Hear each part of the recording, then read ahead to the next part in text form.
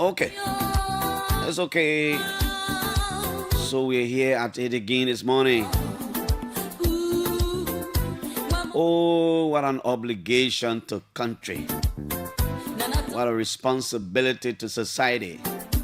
We're not giving up anytime soon. Good morning, welcome to the show. Okay, Morning Rush 99.5. We'll go straight to take sponsor messages and then we come back here. No time to waste. Time is not in our favor, as it has always been. Good morning to all of you. Happy birthday to our birthday people. My friend Pale there at the Ministry of Foreign Affairs. Today you are celebrating your birthday. Happy birthday to you and happy birthday to all others celebrating today. Let's go straight and take sponsor messages and we will come right back in a few minutes. All of y'all who doing small businesses and finding it hard to make it big or get more profit, I get good news for y'all. One big program called Accelerate 360 now come in Liberia to help you. Accelerate 360 will help you grow your business, make more profit, and take your business beyond Liberia. Under the Ministry of Commerce and Industry, Accelerate 360 will be recruiting y'all who have small businesses that the people call SME. They will train you on how to make your business better. The people not stopping there. They are going to teach you where to look for money so you can invest in the business that you're doing. To join this big opportunity here is very easy. Just apply or ask someone to apply for you. Go to www.accelerateliberia.com or call 0771 360 360 or visit the People Facebook page at Accelerate Liberia. If you are an SME, don't delay. Rush. Register now and accelerate your business. The program is sponsored by the government of Liberia and the World Bank.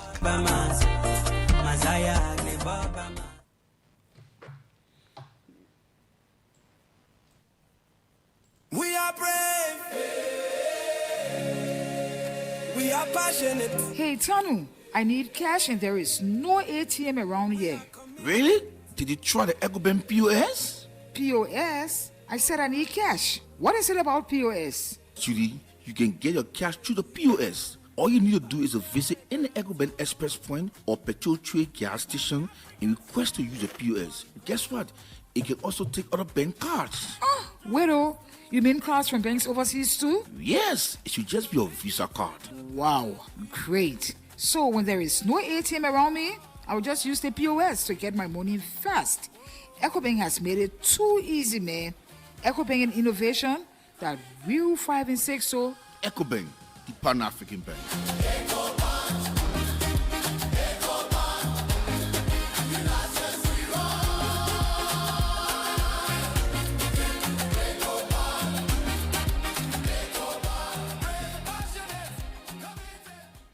You want flash or your banking? No stress, standing online. Check out, mommy. Are we running LLA so? Mommy, Aledo, I'm going to join the bank line nah, before the place get packed. Bank line? Yeah. Hey, Jacob, you really wasting time in the player. You not hear about the Bloomberg digital app yet? Bloomberg app? You sure that thing really working? My man, what are you talking so? The thing working. On that app, you know what you can do? No. You making phone, my man. So you just press small. You tap small. You can send money right away. You pay your bill. You check your balance. You can even borrow small money right on your telephone. You mean all that thing can really happen inside the one phone? Yeah, so it working everywhere in Liberia with HNC banking and even all around Africa. You can even use your own currency. And you know they call currency? You can use it in your own Liberian dollar. Then I inside for good. From today, call me Papa Bloomberg Ticketor. My people, you all go to the Google Play Store and the Apple Store. We download the Bloomberg app so our life can be easy. My people, we ready to bloom. Oh. Bloomberg Africa, make it happen. You want flex or your banking?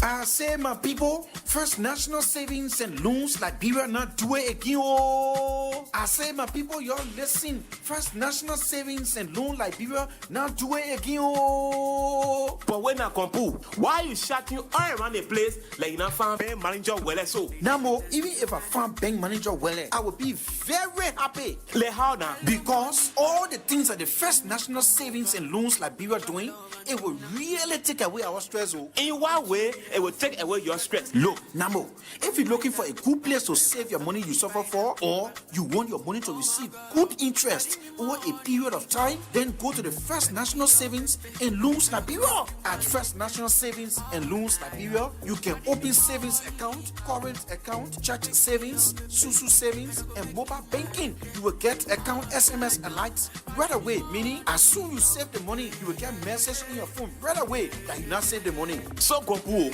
the way you not do all the fancy then so what should do now if I want to open my own account? Nambo, when it comes to opening a saving account for church, school, and organization, you can call them and they can open the account for you right to your own house, school, church, or organization. If you want to pay your children's school fees, you can also do it when you call them too. Try to join them to make things easy for yourself. I already missing good in you. Also, First National Savings and Loans Liberia can offer you different ways to do what the poor people call fixed deposit, or to keep your money starting from 13% per annual, meaning per year, for Liberian dollars deposit, and 10.25% per annual, meaning also per year for United States dollar deposit, for what the poor people call fixed deposit. First National Savings and Loans Liberia. We are located on 10th Street, Sinker. Better still, you can call us on 0779 206 231 or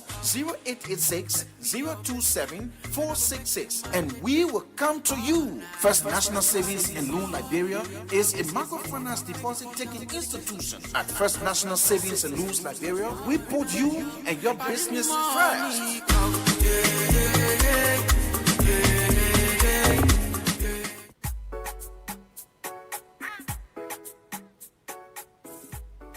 When your brand needs to shine, there is only one name: Infinity Media. Raising your brand to infinity. From advertising to printing, billboards that speak, designs that sell, Graphic designs and branding, public relations done right, digital marketing, social media management. Infinity Media, Liberia's premier advertising and printing company. customer service excellent, guarantee. We are located in Technology Building, first floor on 10th Street in Sinker, the land site. Call us today on 0886 068 004 or 0770 136 101. Email us at info@infinitymedia.brz. Infinity Media, your vision, our creation, beyond limits.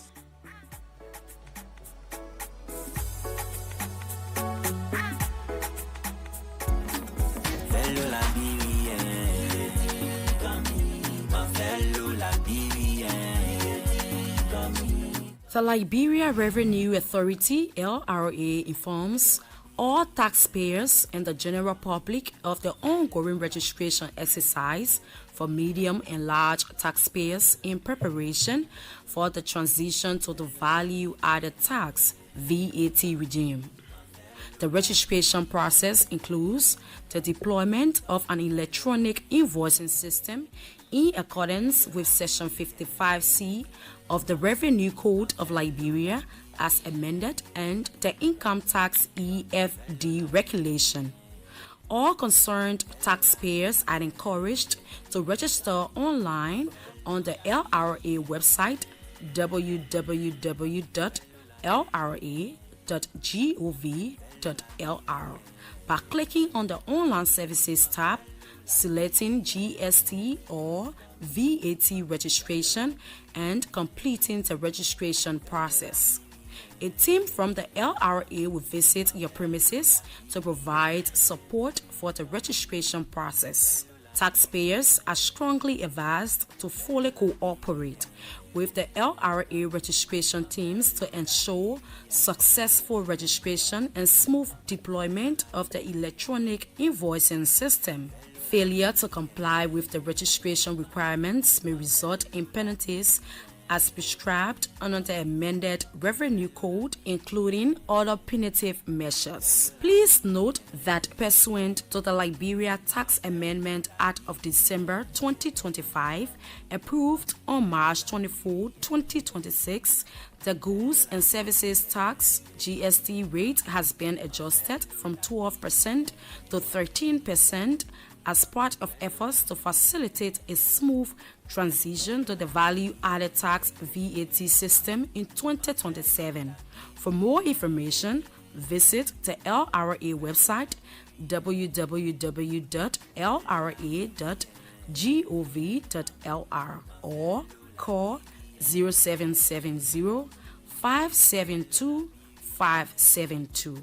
Signed, Margaret P. Crote, Commissioner, Domestic Tax Department. Sandra, where are you going? To the next water and sewer office to pay my bills. But you live not too far from Pinsville City Hall. Yes, but water and sewer got no office in that area. Oh, so you don't hear the news yet? What news? The Liberia Water and Sewer Corporation has a new cashier center at the Pinsville City Hall where all LWSC bills can be paid daily, Monday to Friday, from 8 in the morning to 5 p.m. What? So you won't tell me I've been wasting time on this road waiting for back when I could just walk to the Pinsville City Hall to pay my water bills? Enjoy improved, efficient, and convenient financial services at the new LWSC Cashier Center, recently opened at the Pinsville City Hall for our value customers, mainly people living in the vicinity. For more information, call 0777-464-171, 0886-616-767, 0886-617-200, or our orange call-free number, 5972.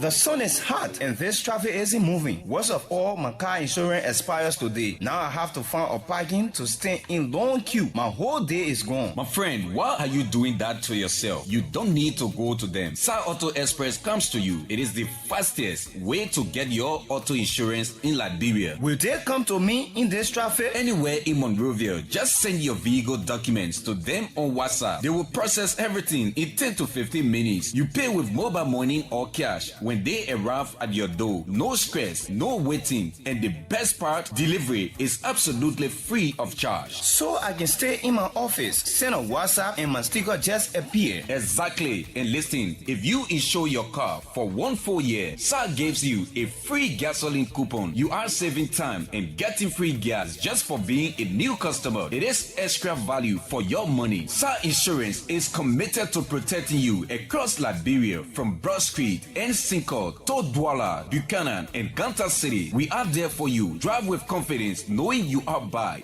a name trusted by the Central Bank. Get your relief today. WhatsApp us at 0770-381293. 0771-504645. Free calls on Orange 0771-111222 or Lone Star 7223. SAR Auto Express. No stress, no waiting. quality, just simple, fast delivery.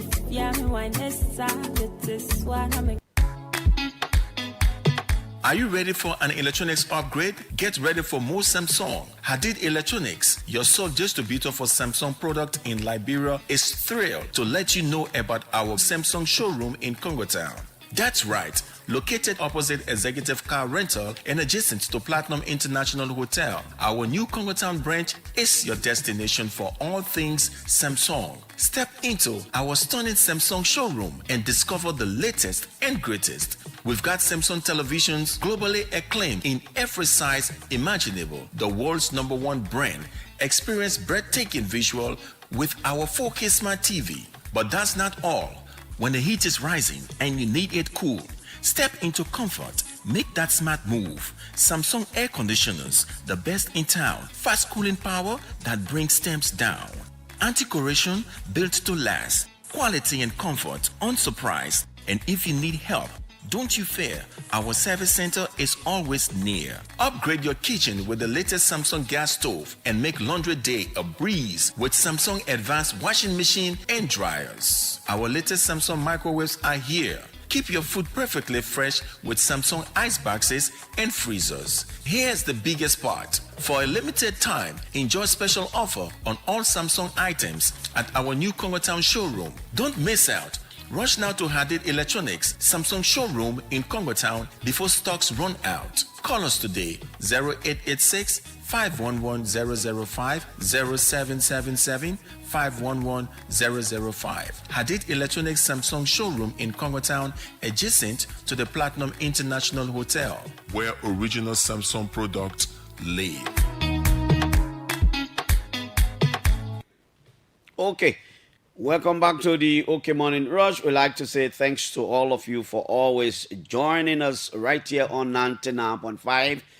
Today is Thursday and it is the 7th of May 2026. Some people celebrating their birthdays today. Yesterday was the birthday of Liberia's former finance minister, Samuel Toy. I'd like to say a happy belated birthday treat to you. I didn't know Detour was celebrating until I left the show yesterday. Then I started to see a lot of posts. And at some point, I would see Detour in the evening. I don't know whether it was a musical festival. I would see him singing and you with microphone. But happy birthday. Birthday is a very great day in the life of everybody. Some people take the time to reflect. You know, and a lot of things come to people's minds. You know, when they're celebrating those days. Some people wish their parents were around. Some people like to see the siblings around. Some people celebrate it very quietly, not calling elaborate or organizing elaborate programs and stuff like those. But every single year, that calm counts. So happy birthday to all of you. Former Finance Minister Samuel Toy, happy birthday. Happy birthday to my friend, Fakbale, at the Ministry of Foreign Affairs there. He's celebrating his birthday today. And all of you whose names we may now know, we'd like to say happy birthday to you. Welcome to the show. Share the video. If you're listening outside of Liberia, whatever medium you're using to listen to us, we'd like to say good morning. Since Monday, we started a series, going across the country. I started it generally. I wanted to talk about the whole country, but I realized, no, I have to do it in a way that it becomes interesting. I have to do it in a way that people will understand to be able to participate. Again, I insist, and I'm making it clear that whatever I say here is not cast in stones. For example, in some of the counties I talk about already, there are variables that have changed as far as some of the names that are coming up and the impact they are making.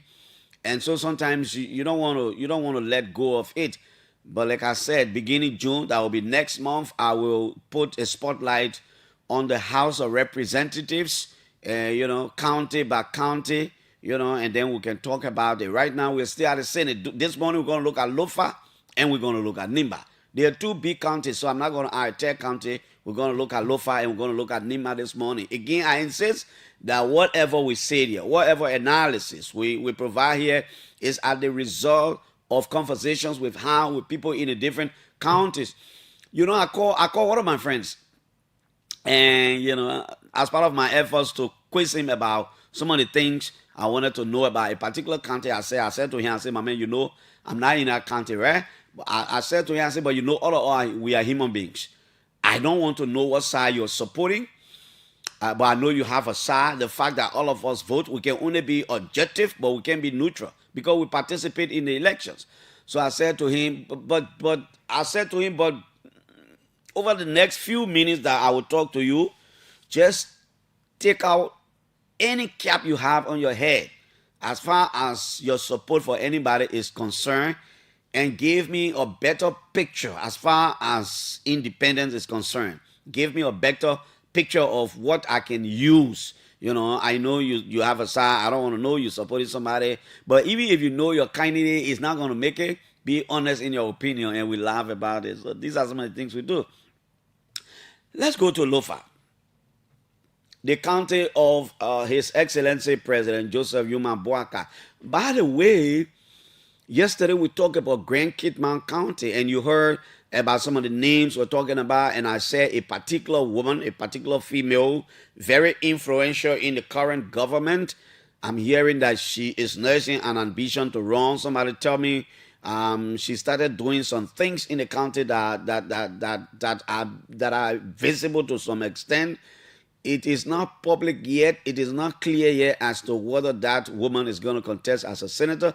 But I said I will call the name once I have all of the things tight. I like to talk to additional sources so that I trust but I verify. But, you know, one name continued to come up. The guy who is working at the, how do you call it, please? The lottery, the lottery, the National Lottery Authority, is that how it is called? The Lamy family guy. Don't those of you who running in Kitman or who the incumbent or everybody, I'm sure you don't want to overlook him. I say it because I hear his name keep popping up. I didn't know he was Lamy. I think I think Lamy is his middle name.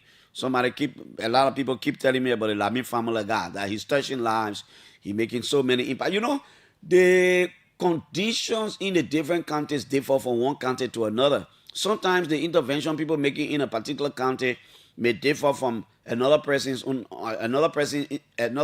intervention in a particular county. But a Lamy family guy name continues to pop up.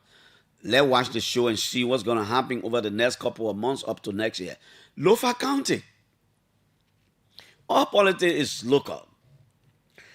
Lofa County is like all other counties in Liberia. It's a traditional county. I am told the people in Lofa vote on different fronts. Some people vote on tribal land. Some people vote on regional land. Some people vote on religious land. And others vote on political or party land. Like the other counties. I mean, the same thing is in the other counties. But like I said, sometimes in some of the counties it's completely different from the other counties. Right now we have two senators of Lofa, all counties. One is a Loma man, Senator Momo Saros, and the other man is a Bandi man, Councillor Joseph Jala. Councillor Jala was elected on the ticket of the Coalition for Democratic Change. He was supported by a lot of people. People campaigned for him. The party went there. They were in power. They used everything they had to their disposal. Joseph Jala won the elections. Has he been impactful in Lofa? Well, I don't know. I asked a lot of people. Some people think he has. Some people think he has absolutely nothing to show on the ground. Well, that's the debate for the Lofa people who are in Lofa, who are going to vote. There will be an elections in 2029, and I'm sure Councillor Jala is running. He wants to retain his seat. What are the names that are coming up in Lofa? Former Defense Minister Brownie Samuka, who won the election but was denied because he was convicted by a court, he is now heading the government's Yellow Machine Committee. That's how I will call it. But what is clear in Lofa is that Brownie Samuka may contest. I like to choose my words wisely because I'm not these people. I am not these people. Probably something can change. I am told there are indications in the county that Brownie Samuka will contest as Senator of Lofa. Now, the last election in 2023 was tense. No violence, but politically tense. The campaign, the everything. The former representative of Salaye District, Chief Moses Colley, who ran as a representative for 18 years? Yes, I think 18 years? Yes. He ran for 18 years. Who took over from him? I think Augustine Chewolo, when he didn't run again. Okay, but Moses Colley was a representative of Salaye District. He rose to becoming the chairman of Ways, Means and Finance at some point. When George Weah won 2023, Moses Colley did not run for elections in the district you were representing. He let it go. He became President Weah's first Minister of Labor.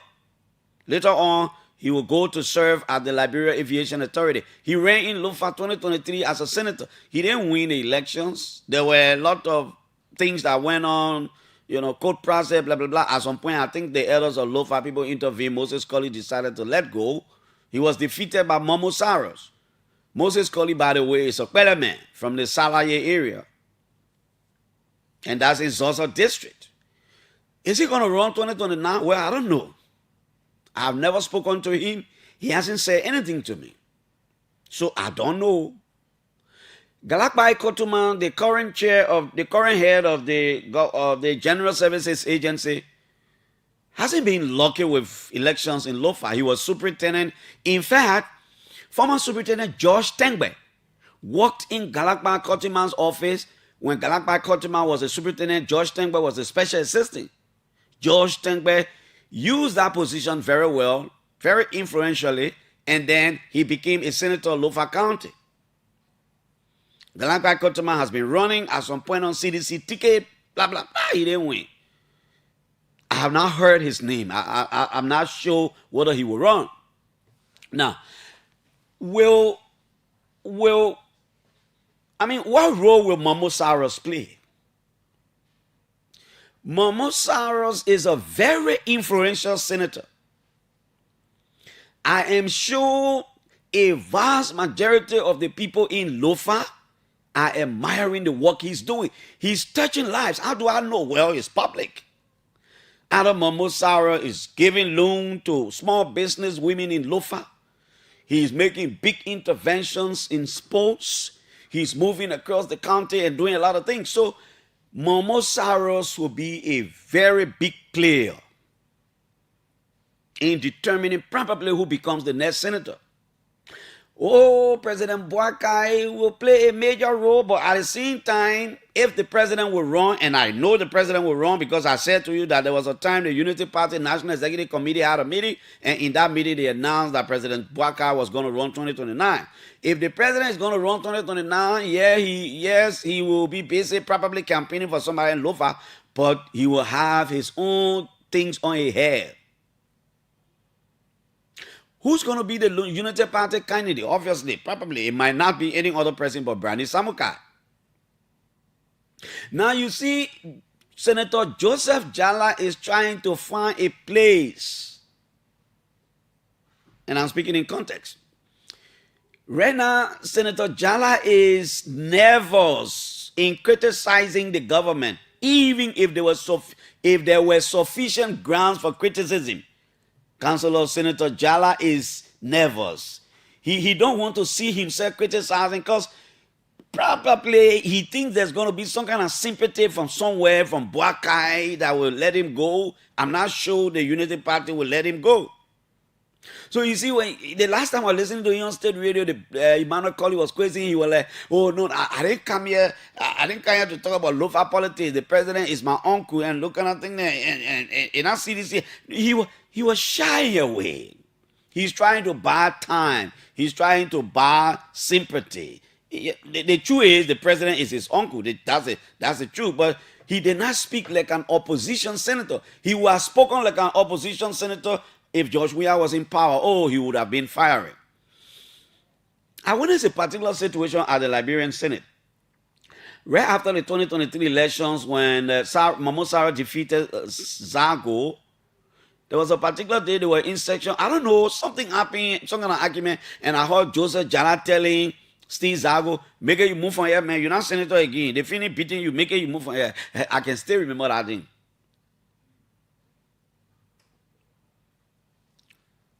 So you see, so Councillor Jala is shying away now from putting the government on the spotlight. He's looking for sympathy now. He would have spoken tough if now was not the case, but this is the case. Now, the way the politics is in Lofa, according to two of the people I spoke to, Momo Sarah is a Loma man. I am not sure they're going to be prepared for another Loma man. Now, when Brani Samuka won the elections, who did he win the election against? It was in 2020. It was in 2023. No, 2023 was Momo Cyrus. It was in 2020. Yeah, 2020 was who? 2020 was Josh Tengbe or who? I'm trying to wrap my head. I want to know the person was what trap. Now, are the people in how they call it place Kulahum, where Joseph Jala come from? Will they not want to plead with the rest of Lofa to say, listen, even if you didn't want Jala, or please keep our son Joseph Jala there as senator, we beg you. Because the county will have to have a representation that reflect the people here. But even if you do not want, I'm told President Joseph Boakai is convening another cabinet meeting today in the tea house of the executive mansion at 11 o'clock this morning. The president will be having another cabinet meeting. So maybe the people in our area will say to any other, to the Lufians, even if you do not want Senator Joseph Jala, we can give you one of our sons or one of our daughters, but you can't take this seat from us. We think the other seat here belongs to us, we want it.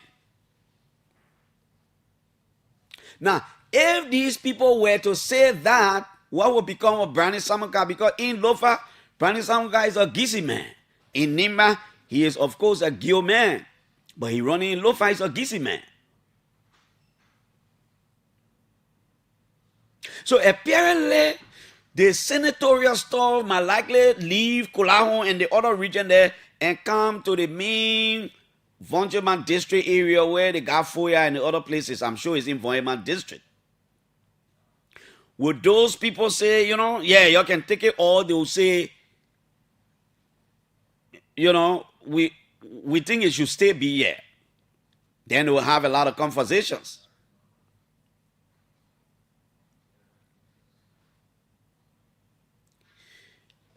But the President Boakai may play a major role in that because he's the president. Incumbent at that time, people want to listen to him.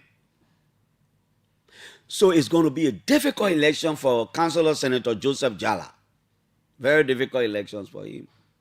I don't know what role will Moses Colley then play, but I can see that Moses Colley, LPDP, I don't know what's going to happen over the next couple of years, but at the moment, I think they are in bed with the Unity Party. I say that because Alex Tyler and all these people, they are all rescue people who supported the Unity Party. I don't know whether Moses Colley is still going to run in Lofa. But they're going to have some real good discussions.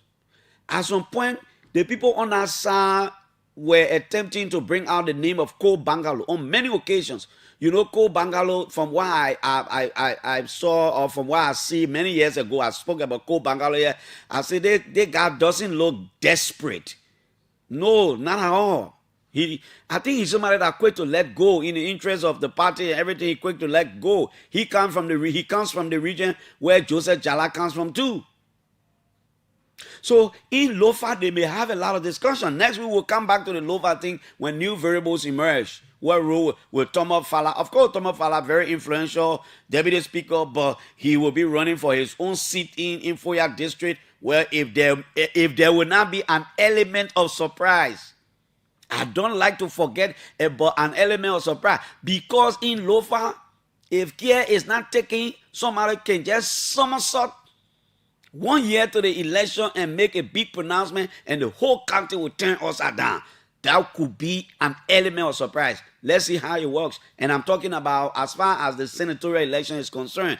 I will go to Abuja to talk to Tai Wong. There is something particular that happened at the ECOWAS Parliament when Liberia delivered its report. I will not talk to Snow. I will talk to Tai Wong because after the criticism from one of their colleagues, I'm sure for Nigeria, I heard Tai on the floor trying to defend Liberia's report. I will try to get to Tai to see what we can learn. Let's go to Nimba quickly, very quickly. Nimba. In Nimba County, there was a time there were always two Gil senators. Senator Prince Johnson, may his soul rest in peace, and Senator Thomas Groupie, who many people believe did not even campaign in Nimba to some extent, but Prince Johnson held a hand and gave the people of Nimba marching order, and that was how he was elected. Fast forward, Senator Johnson will get elected. Then again, it got repeated when Jeremiah Kung got elected, the vice president. In Nimba, he's a Gil man. Now, there were agitation. Oh, the county can be represented by only two Gil people, blah, blah, blah, blah, blah. Just President Boaka will choose Jeremiah Kung to run with him like he did to Emmanuel Nuke in 2017. They will now win the 2023 elections. Jeremiah Kung will now become vice president. Then they started having conversations. They said, but the man people are complaining that the down people are the only people becoming senators of the county. We need to change it. Jeremiah Kung got involved. Senator Prince Johnson listened and said, yeah, I think we need to have a representation. Even though they are not the only two tribes in Nimba, but they are the two biggest tribes in Nimba. In Nimba, you also have the Mandinko people. You also have the Wee people, but the Gil and the Mano people are the dominant tribes in Nimba. So I think to some extent they've agreed now. They managed to sensitize and conscientize their people that moving forward, we need to have a balance in the political leadership of the county. One Gil, one Mano. And I mean, let's just have what is a Mandingo man, what are somebody from Wee and Doru, but let's have a balance. It is not limited to Gil and Mano, but let's not have two tribes being the only senators of the county. I think this is the understanding. This is the reasoning. The election came. The election came.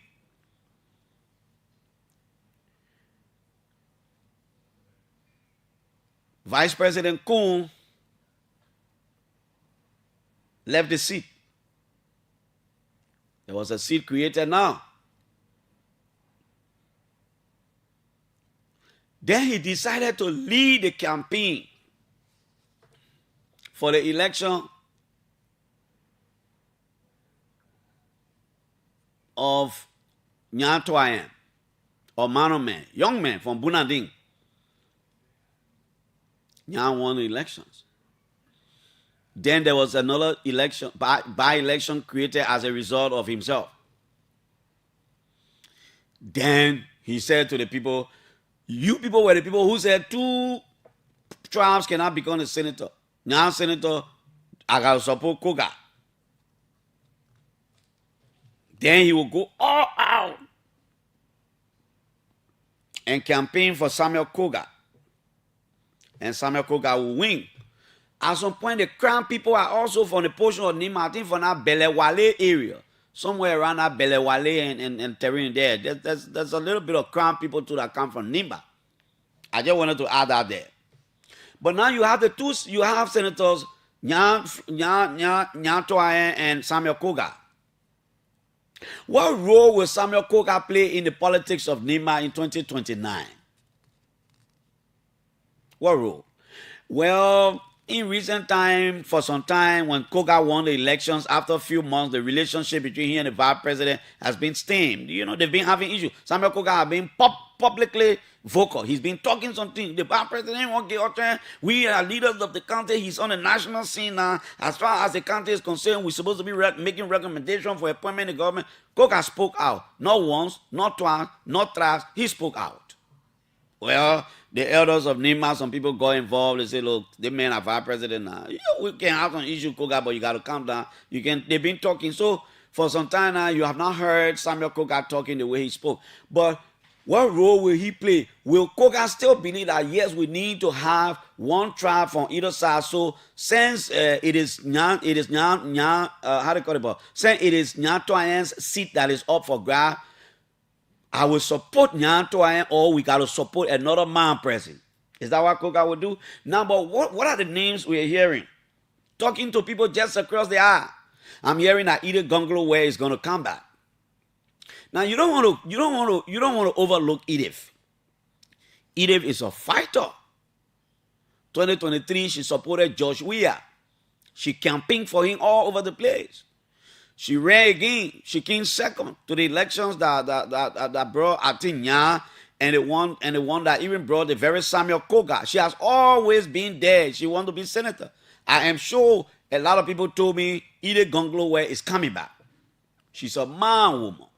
She comes from Glaze Zopie, where the Minister of Mines and Energy, Matanake Tingba, comes from. In fact, I think they are cousins. But politically, they have always been distant. So she comes from Yahweh Mensono County District. Well, Senator Nyatoyan is a little bit distant. He comes from the Zan, the Lao Zao area there. But Edith, they said she was wrong. Another name that is coming up, I don't know where this name is coming up.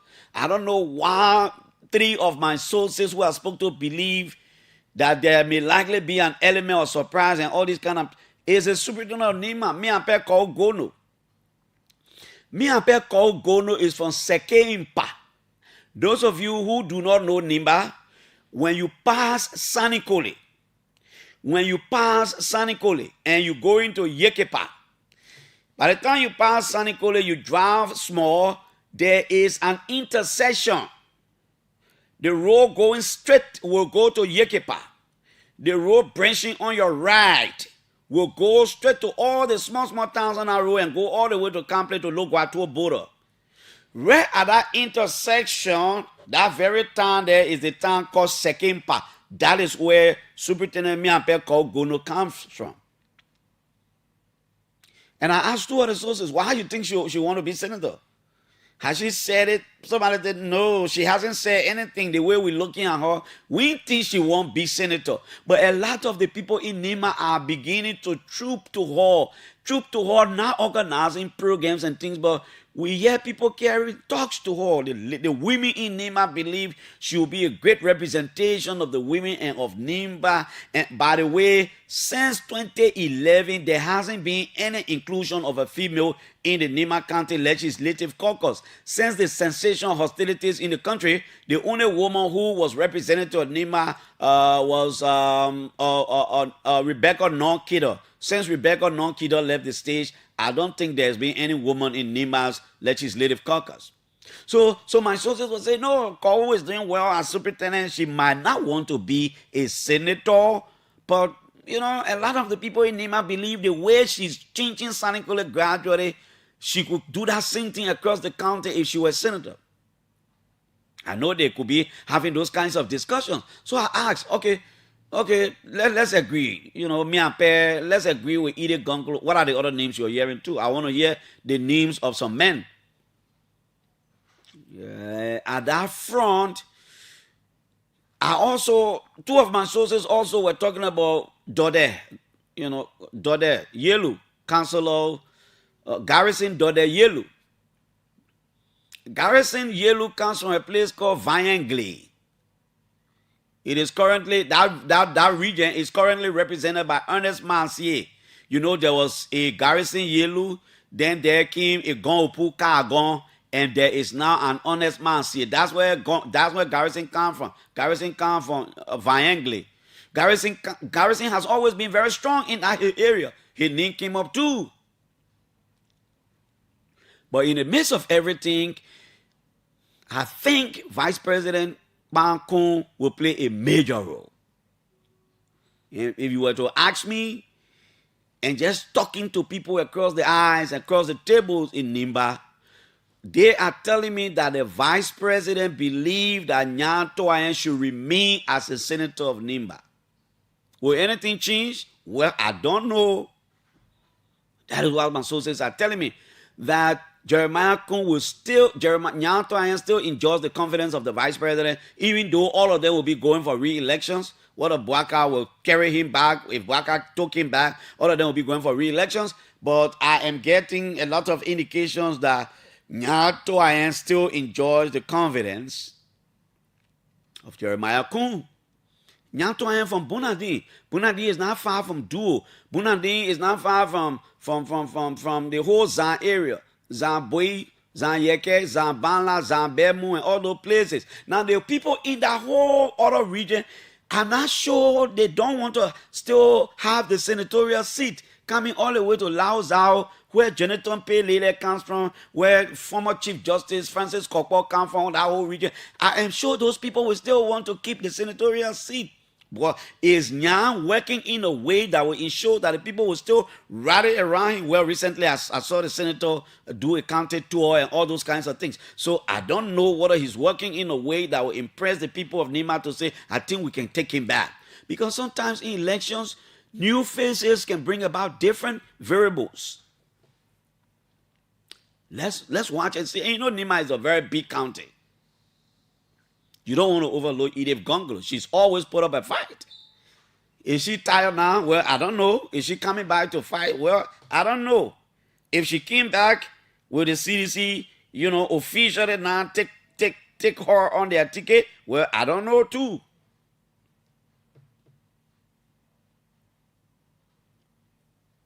So a lot of things are going to happen. Samuel Koga could, Samuel Koga could play a major role in that Nimba County by-election, depending on what he will do in the county. If he continues to work in a way that will continue to attract the minds of the people, oh no, he will be a major factor. All of these companies that have concession companies, the concession company factor will be a major player in determining their election or re-election. Because people will ask them, what role did you play in signing the other contract, in signing the deal, in amending the deal? What did you do? We never heard you. You were never heard. Why were you not heard? And all kinds of things will play in. So that is it about Nimba. Let me cross over now. I am sure I have Representative Tai Wong of Nimba. In fact, that Tai Wong, Nimba County I'm just talking about, I am sure he's on the line from Abuja. Representative Wongbe, I'd like to say good morning. Welcome to OKFM. Hey, good morning. Good morning, Clarence. How are you doing? I'm good. How are you too? Are you in Abuja? Yes, I'm in Abuja. How are you? I'm in Abuja. I'm well. It's going good here. We've been busy discussing country reports from various countries and also looking at some of our resolutions that we have to sign and other reports that we have to put for. So it's been good. Thank you. Okay. Folks, 8:15, I will have some folks here from Emmanuel Gonquest, Economic Freedom Fighter. 9 o'clock, Nimba Representative Nenke Gay will be here. Ta, I'm calling you because something is making rounds on social media. And particularly, I signal you out because you attempted or you were defending Liberia's report on the floor. I saw that, so that's why I'm calling you. Now, what went wrong over there? After the presentation of Liberia's report by Senator Snow, one of your colleagues, I don't know from which county, but from his absence, probably from Nigeria, took to the plenary floor, and I don't want to call it criticize the report, but he raised some serious issue about the border situation and the expulsion of Yeke Koluba, that it wasn't in the report that Liberia was hiding something, and he even went as far as questioning the democratic credential of the country and the government at some point. Firstly, how are these reports prepared? Thank you, Clarence. Thanks for calling this morning. So the first thing is, I want to say that we represent Liberia. We do not represent the legislature. We represent Liberia at the parliament. So we're always in unison in terms of what we say and how we say it for our country. I've watched Senator Snow defend Liberia on that floor so many times. Myself, I've gotten up to defend, and we've challenged our colleagues even during the time of the situation at the border. I will always say that people may not understand it, that we represent Liberia. So these reports are not done by us who are representing Liberia. These reports are done at the National Secretariat level. So ECOWAS Secretariat in Liberia, they prepared the report. For us, those reports, or we receive those reports, and then we go through them. However, this specific report didn't come to us until Monday. We received the report on Monday, and we didn't have the time to go back and forth with the report because the report had to be submitted and, transcribed in different languages. You know that ECOWAS has 3 languages. So you have French and you have Portuguese. Portuguese and so English. Yes, Portuguese and English. So you have 3 languages. So because of the time, efforts, and all of those things, we didn't have the time to really go back and forth. So we received it on Monday, and the report was presented by Senator Snow, who is the head of our delegation. And we presented the report. And I personally was the first person to highlight it in our delegation, that we didn't include those 2 things that were so, important. I'm not sure why it was not included in the report. Now, we're coming to the why. When you say the report is prepared by the National Secretariat, what do you mean? What is the composition of that secretariat that does the report for Liberia particularly?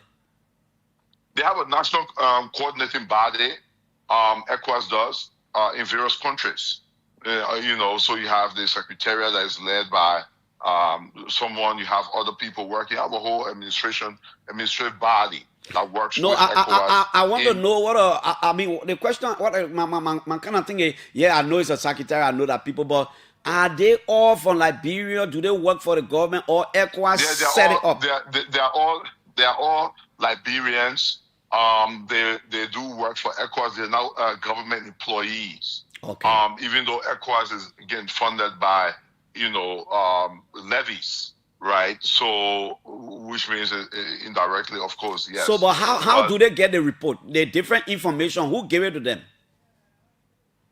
They go through, they are based on what we're reporting on. This time we're reporting on governance, we're reporting on infrastructure, we're reporting on the economy, whatever we're reporting on during that period. They go and do the research based on all of those different things that happened over the last quarter. They assemble all of those together and make sure that they include those things in the report that will be relevant to the topic that is being discussed.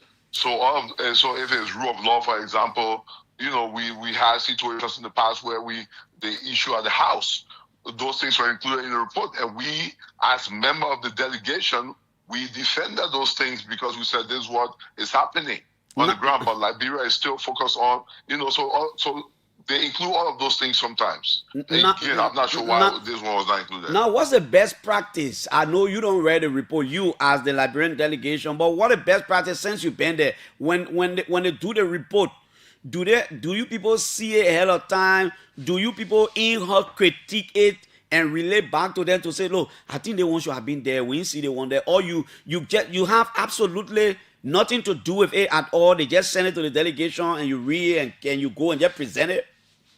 No, not at all. Sometimes we go back and forth with the report, and we say, okay, there was a little edit issue here, maybe remove this, or maybe we think that this should be in this place, and then we go back and forth, and again, looking at the justifications, and then we get a solid report that we do present. Unfortunately, this time the report came, as I said, on Monday, and that's when the report came in. And again, the report has to go through translation and all of these different things. So again, the time frame, and we presented yesterday. So the time frame to submit the report, I believe Liberia was in fact the last to submit its report. And I have the report. Maybe Monday I will start reading it. I have the entire report, but wasn't it embarrassing that your colleague from another country could raise that kind of issue with you? Did you people really think that somebody would have seen that thing, would have noticed it? And I think I heard you say when you saw the report, you didn't see those things there. You were concerned about it, but probably it was late now. I mean, I'm imagining the embarrassment you people went through. Listen, it was a challenge for us, and we've seen other countries too tend to sometimes whitewash reports, we call it. Sometimes we've seen, for example, Guinea-Bissau, the country report was whitewashed one time, and people went back and forth. Yesterday on the floor, a delegate from the Senegal delegation. Yeah, from the I watched him. He was critiquing the Senegalese report presented by a head of delegation. He said, "No, this is not a reflection of what is going on in the country. In the country, exactly. You are hiding something." I saw that.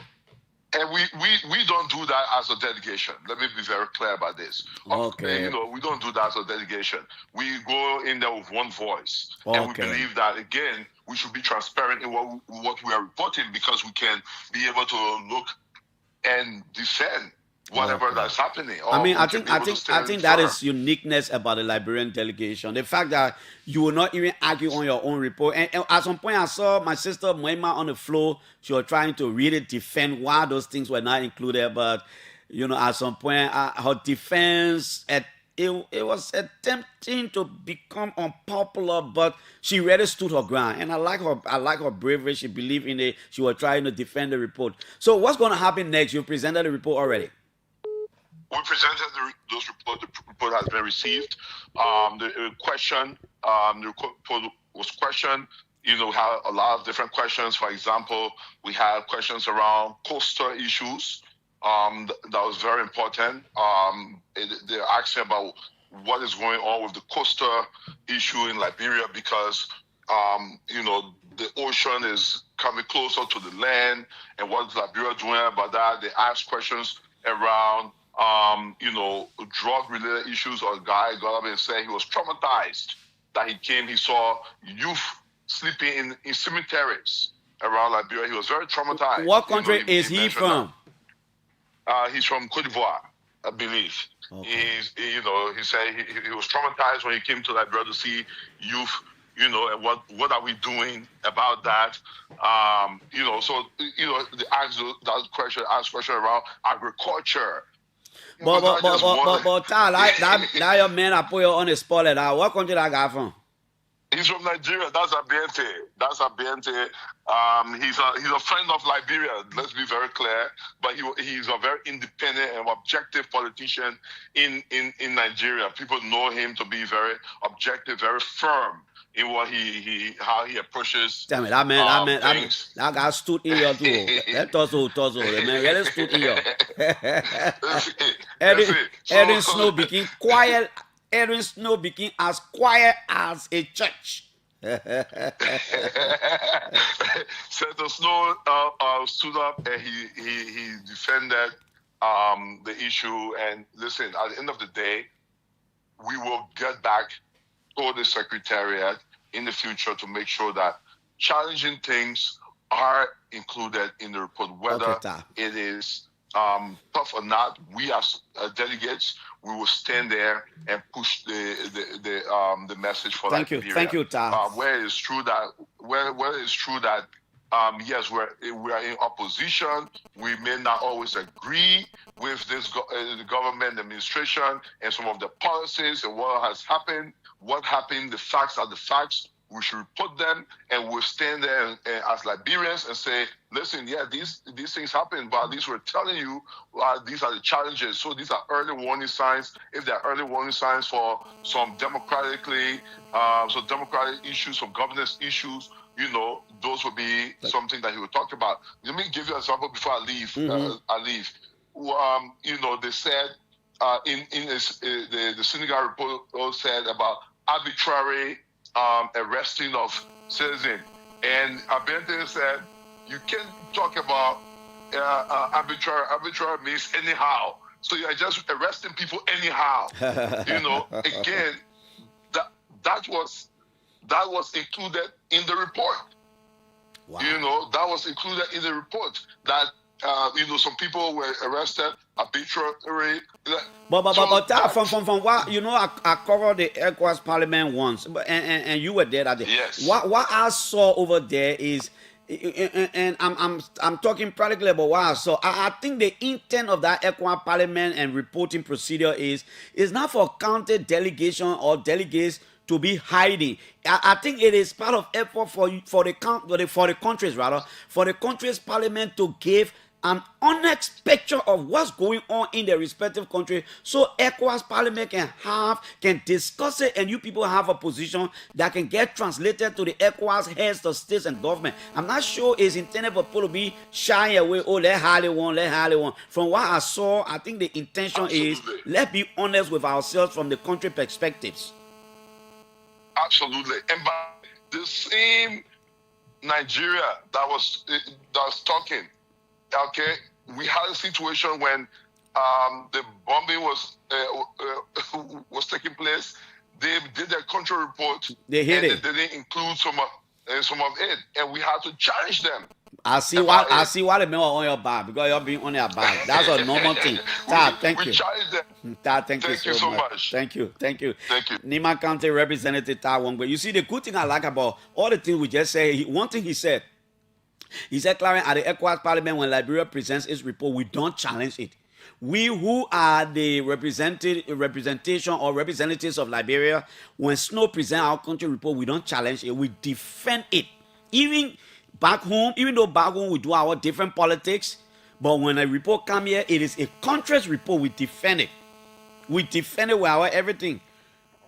But like I said, from what I saw from my coverage of that parliament, the country report is not intended for people to be hiding it.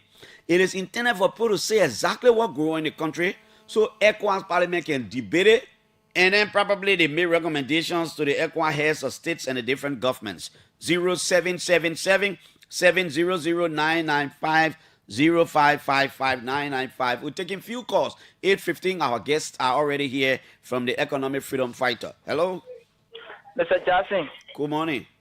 Good morning, sir. And let me say good morning to His Excellency President Barker. So, this is some of the platform. I think my Gary, let me say thank to you for the topical issue on the ambient of United Party in the Ledger Bureau. Look, you spoke on national policy issues, but my concern is June to the report coming from ECOWAS. I think our regional body trying to meddle into domestic politics. What do I mean? It is concerning at times when something happens in its members and activity, they always involve themselves on the basis of criticizing without doing any concrete investigation. ECOWAS was here when you get called about abandon and disown our country in a comment, and they were rating that particular brother who from Nigeria, he did not have a spine to even look into a case, but rather he questioning our report why you get called about impeachment process and not been recorded. So we gotta be careful in the country. As a regional body, we are not saying they can be a cross, but we are saying when something happens, there should be a cross, because they are being reporting. I think in Nigeria, he are not brought to the to the table for discussion. Brother, So and you heard it, man, talking about it. Now, okay, so when something happen in our country too, why you think people can say, what ECOWAS saying about what ECOWAS? Because we live in a global community that I one. know you get a time advantage. I know you get a time. Okay, thank you, Chief. Thank you. Let's go to another caller. Hello. Clarence, good morning. Good morning. The man talking, the man woman talking. It's not fair, you know. My name is Joe Numba Jr. and I call from Cinco. Yeah.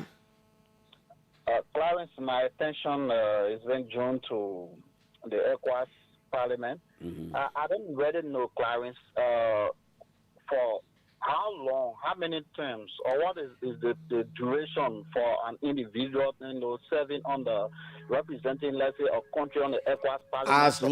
As long as you are, I think that is it. As long as you are a member of parliament of your country and your friends continue to elect you to go there, you will continue to be there.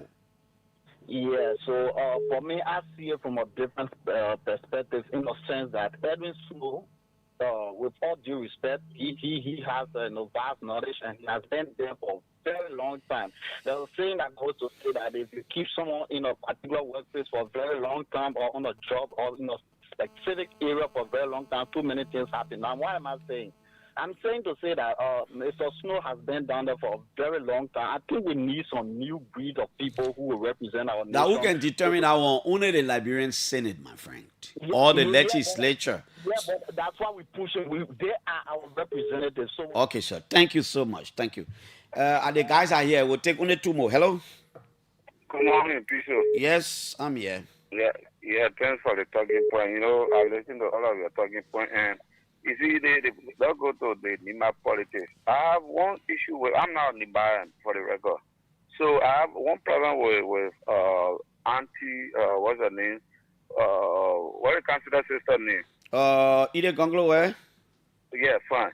So she's always coming into this country, to contest. After election, she pack her bag and go to America. So how is he thinking that Nimba or Liberian should elect her? How is he going Is there anything on the books in our law that say that you can come and come? Ide Gonglo, where live both here in America. I'm not talking about legality. Like that, we are human.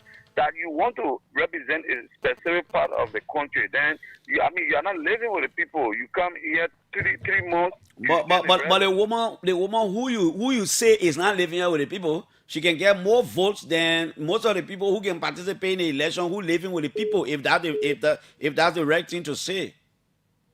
So now can we now say we all should go and go to exile, look for money and just can't spend it to be elected? Oh, but brother, there's no law that says that you can't I'm not talking about the legality aspect, Mr. Jackson. But in terms of election now, then you gotta go to legality because you are questioning why is she not always on the ground, and there's nothing that forbids that. That's what I'm saying. But thank you so much. We have our guys here from EFFL. Let's take them very shortly. Let's go around the table and hear from the guys. The guys pay for the show. We must hear them out. Guy, you want to put a mark up small? Yes. Let's hear you, sir. What's your name? Go ahead. You can call your name and put that thing on later. Okay. My name is Jonah Aradolo from the Economic Freedom Fortress of Liberia. I'm the National Vice Chair for Mobilization, Recruitment, and Membership in the Youth Command. Okay, that's how you call it, the Youth Command. Okay, yeah. Let's hear you. I'm Alassane K. Masale. I'm the Vice Chair for Administration at the level of the Youth Command, EFFL. Okay. And I'm Momo G. Samola, serve as Vice Chair on Program Planning at the national level of the Youth Command. Okay. The Youth Command. Now, how is your political party, the EFFL, and who is the head of the Youth Command? Just tell us a little bit. Tell us something small about your party. Each of you can do it, no problem. Okay. Firstly, we say thanks for the invite, and we are privileged to be here. The head of the Youth Command is Emmanuel Tambos Sankara Span. Okay. He's a decent brother. And the head of the EFFL Liberia, or EFF Liberia, is CIC Emmanuel Gonkwe, a decent leader, a man who understands the struggle and know what the masses are deeply in need of. And of course, we are here because we believe that the young people must be heard, and that is the reason why this platform was given us. Okay, Samula, how is the youth command? How is everything going? Well, our youth command is smooth and running. Everything about the youth command is working smoothly. And we are trying to organize numerous events across Liberia so that the youth voices will be heard out there. Okay, and what's about you too, Masale? Well, if it comes to the National Youth Command, we are on path in terms of bringing the talent hub to the young people. That is our main intent at this moment. Okay, so let's go straight into it so that I will not eat most of your time because I know you want to talk about your program. I'm told you call it what, the Revolutionary National Youth Command. I'm told you are supposed to be having a lot of things. Now, you want to tell us a little bit about, is Julian Malema your global president? Is that how you call him? Of course, yes. Okay. Yeah. Is the party in Liberia following the case with him in South Africa? Yes, of course. President Malema, who is the global president of the Economic Freedom Fighters of Liberia, is being deeply followed by EFF Liberia. We are following the case deeply, and we know that, the case is not a case to worry about because, number one, it has a political motivation attached to it, and then Malema, being a black person, will racially be abused. So whatever he does, he will always be attacked because of his race and because of his political strength and his skill of mobilization in terms of how he is bringing the people of South Africa together to fight against the bad style of economic leadership in South Africa. So obviously, like CRC Emmanuel Gongwa in Liberia, in as much as you stand against bad governance and bad style of leadership, you will always be attacked. Okay, so let's go straight into your program. Now, you are responsible for what, recruitment and mobilization in your youth command? Yeah. Let's talk a little bit about that. Recruitment and mobilization. Is the EFFL going across the country to mobilize? Are you trying to touch your base? Are you trying to recruit new people, new young people like you and others? Yeah, so, when the platform was giving me to serve as the National Vice Chair for Mobilization, Recruitment, and Membership, people felt that it was not meant for a very young person like me. And through the leadership of Thomas Sankara, Emmanuel Sankara, that's what we call him. So when we received the appointment, we did not consider it to be meant for, boasting around or showing our egos that we have gotten something big, even though there was some criticism from the other side, like people said the man is too young for this position. But when it reached the CRC said no. I mean, the EFFL is not here to suppress young people. The EFFL is here to give platform to young people to serve. So let a young man be given the opportunity to serve. So when we took the mantle of authority, we did not sit down. The pressure was not that tense to stop us from working. So we started going across to mobilize young people. And Mr. Jackson, I'm very impressed with the way in which the young people are responding to the party. And, we are in a political marriage. And the marriage is not going to stop us from standing our ground as an institution that is waiting to liberate the Liberian people from economic sabotage and other economic burden that have been attached to them. So the CRC is very cognizant of that. And that is the reason why we as young people, we have been growing into the trenches to make sure that we can mobilize the young folks to work with us. Okay, let me talk to Samula or the other guy. Let's go straight and talk about the EFFL. I'm told you're supposed to be having a talent hunt. What is it? Why a talent hunt? What do you mean a talent hunt? What is it? I'm sure that's the main thing you've come to talk about today. Yeah, the Economic Freedom Fighter of Liberia National Youth Command, we is paired by Emmanuel Samuel Sankara. We choose to organize a talent hunt to enlighten the minds of the young ones within our cycle. Why would you have a talent hunt within Liberia? The talent hunt is very essential within our cycle. Why? Because we observe 99% of the youth these days are involved into so many social activities that is not significant for the future. some of the youth are involved into drugs business, and if you are not doing something concrete that will enlighten your minds, and we are the future leaders of Liberia, or we are the one Liberians depend on for tomorrow. We are going to be the one who is going to change all the narrative of this country. Okay, yeah, somebody can add. Samala. Yeah, in addition to what my brother just said. Oh, you Samala, he's Masale. Yeah, Masale, go ahead. In addition to what he said, if it comes to the talent hub, talent, these things deal with the natural ability one has. In doing so, we will be targeting the dance crew and that of the singing aspect.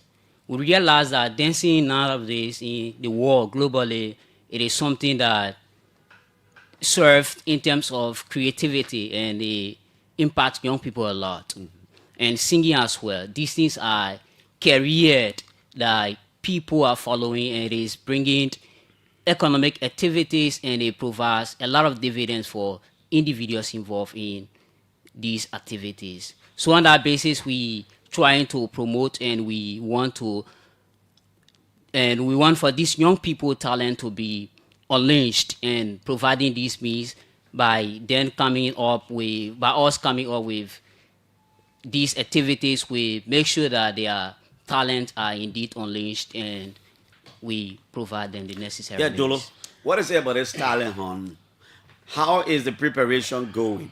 Who are going to be the participants? Are there prizes? Okay, so there are prizes. And the EFFL has a goal. That is to be the #1 political institution in the Republic of Liberia. On our backdraft, being the #1 institution in Liberia, politically, you must serve the people for... Is that what you think? It is not just what I think, it is what we're working towards. Okay, let's go ahead. Okay, so we are working towards that, and we are using this medium to promote young people talent. And we cannot say, okay, come and dance for us, but before you dance, you should pay this, pay that. I mean, it will be like we are confident in the process. So what the CRC Emmanuel Gongwe did was to sit as a national leader who understands the struggle of the young people, to say, okay, but then there's a case here. I have seen a lot of young people out there on the street dancing, and sometimes after dancing, to even find a meal for themselves is very difficult. So what next can we do? Let us strategize a way that we all can come together to provide a financial gateway to them. But we will not see you and just say, okay, come for this amount of money. So what we'll do, we'll ask you to express yourself through your talents. So the CRC said, okay, on our note, we say, okay, you said we should encourage the young people to come and dance. Mr. President, how do we do this? He said, okay, anything regarding resources, it is on me. And all credit goes to him when it comes to this, because he has given his all when it comes to finances and when it comes to moral support.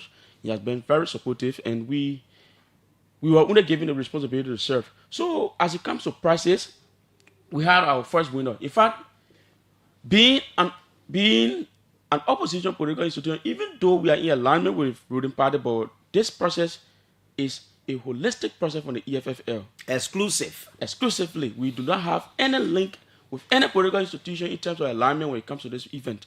We are considered as an independent political institution. We make our decisions from the CRC. So the president said... Who the president are? CRC. Okay, that Gonkwe you can call the president. Yeah, he's the president of the Economic Freedom Fighters of Liberia. Okay, let's hear you. Go ahead. Okay, so he said, they cannot come and dance, and we squeeze something in envelope and leave it, unveiled, and say, my man, this is an envelope, go and open it, you go open it, you see a little amount of money. So what the CRC said, we are doing this, the National Dance Competition of Liberia is giving 1,000 USD. So the EFFL, as the #1 political institution in this country, we cannot go anything below that. So we'll give 1,000 USD as well to the first winner. And comparatively, the National Dance Competition of the Republic of Liberia, second winner, does not even receive what we will give our second winner, which is $500 United States. I think they receive something around $200, $300. Even though they register to compete. But we are giving the first winner 1,000 United States. Second winner, we are giving them $500 United States. Third winner, we say, okay, no problem. We do not want you to be considered as a loser. We'll give you $300 United States. So comparatively, it means that we have outshined the national dance competition of the Republic of Liberia in terms of cash giveaway. Number one, we are not asking people to register in terms of paying cash. All we do is arrange yourself, go and practice, come and do your best, and at the end of the day, you receive a cash prize. And the CRC is not only going to restrict this process to those who dance. We are going to cross across when it comes to talent homes. We will go to singles. From single, we'll go to soccer. And the list goes on and on. Now, do you have a committee working on the selection process, or is it just going to be open? Anybody can sing, anybody can dance, or probably you have a committee working on something that will ensure people can get enrolled, and at some point, people will drop and people will move on. But besides that, are we talking about the regular names that we can be hearing on the radio? The MC Caro, the BP musicians, are they the names we're talking about here? Sambola or Masale? Well, if it comes to the selection process, there's a committee set up. Okay. And that committee is saying that we are not just going for the usual name that we've been hearing around. Okay. But now we are talking about new talent. Those that want to discover their talent now. So in that means we bring in new people that we have not heard about. In doing so, they will come and, like my comrade said, there's no fee attached. You come with your team, we do the registration process for you, everything, then you log into the attendance, then we schedule you for the day. Okay, so Famole, so Sambola, the people say that, so you want to discover new talents. Definitely. These new young musicians that probably nobody is hearing about. Is it part of effort to help them to go to studio to pay and make some come up with music or stuff like those? Oh yes. It contributes immensely to the growth of the youth within Liberia. Okay. How? Now if you observe our team, there is a team, our setup. In a team, let me say each team has a specific goal, right? And there is a mission which is good behavior, because you know going into all the process, you have to exhibit a good behavior like you have for home. Out there, if you go to the woman who is selling in the market, she has the narrative of when you are involved into a dancing competition, you are against her. Maybe she's about to lose you to the street. So we want to change the mindset of the people out there to tell you that getting involved into a dancing competition or there is a talent within you that you are about to explore. It's not just about going to our ghettos and your parents about to lose you.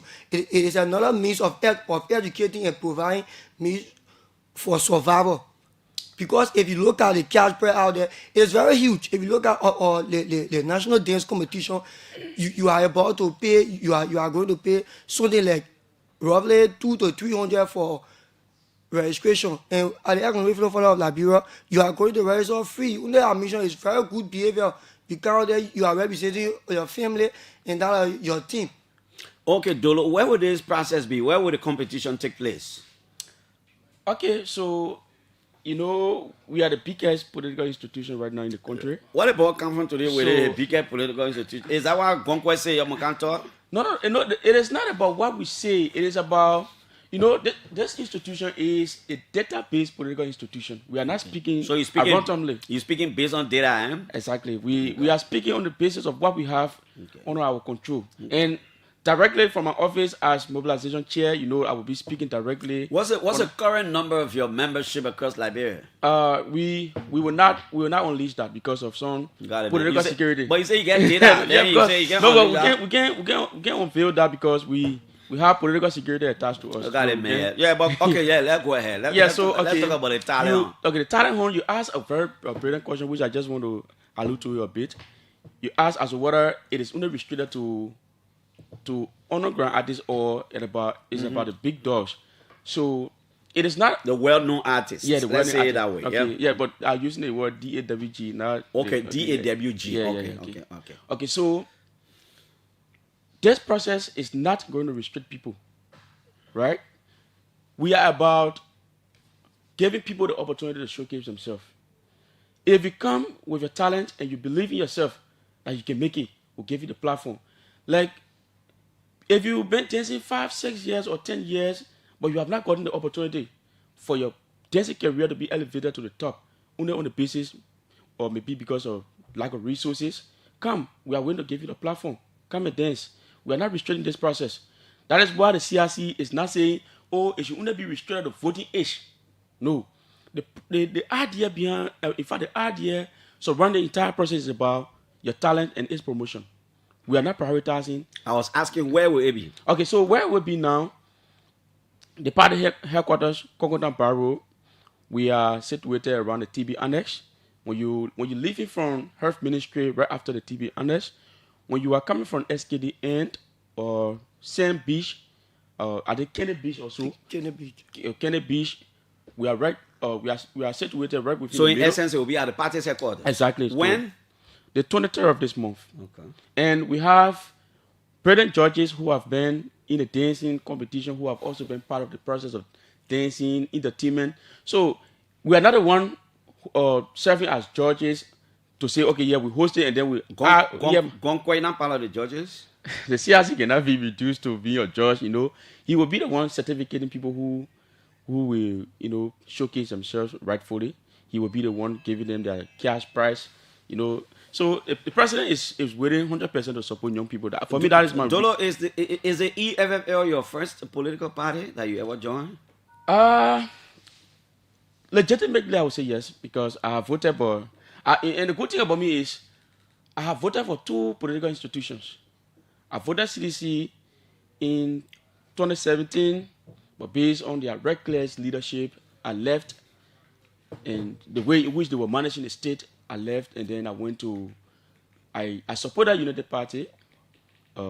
We supported them as an institution. We voted them to power, but again, we are seeing a repetition of just what we escaped from. And for some of us, our purpose for which we join political institutions is not about self-enrichment or maybe being employed or giving platform to serve in government or so forth. But the truth is, if you come to the podium and stick to the people that you want to be the leader, the first thing you should do is you should place that interest in the budget. So for me, I have been following. I followed We Are's budget. There was nothing about the Liberian people. I'm following currently President Boaka's budget, and still there is nothing about the Liberian people. Even though we are still in the marriage, and our decision will be made very soon from the office of the CRC and the president. You signing like, my man, don't travel to politics now. I know you're going to talk about talent, but anyway, you're a politician. I mean, I don't want to restrict you. I'm just kidding. Yeah, so you're a politician. It seems the EFFL is becoming increasingly dissatisfied with the ruling of the state under President Boakai. Also, it is not about the EFF dissatisfaction. It is about the Liberian people.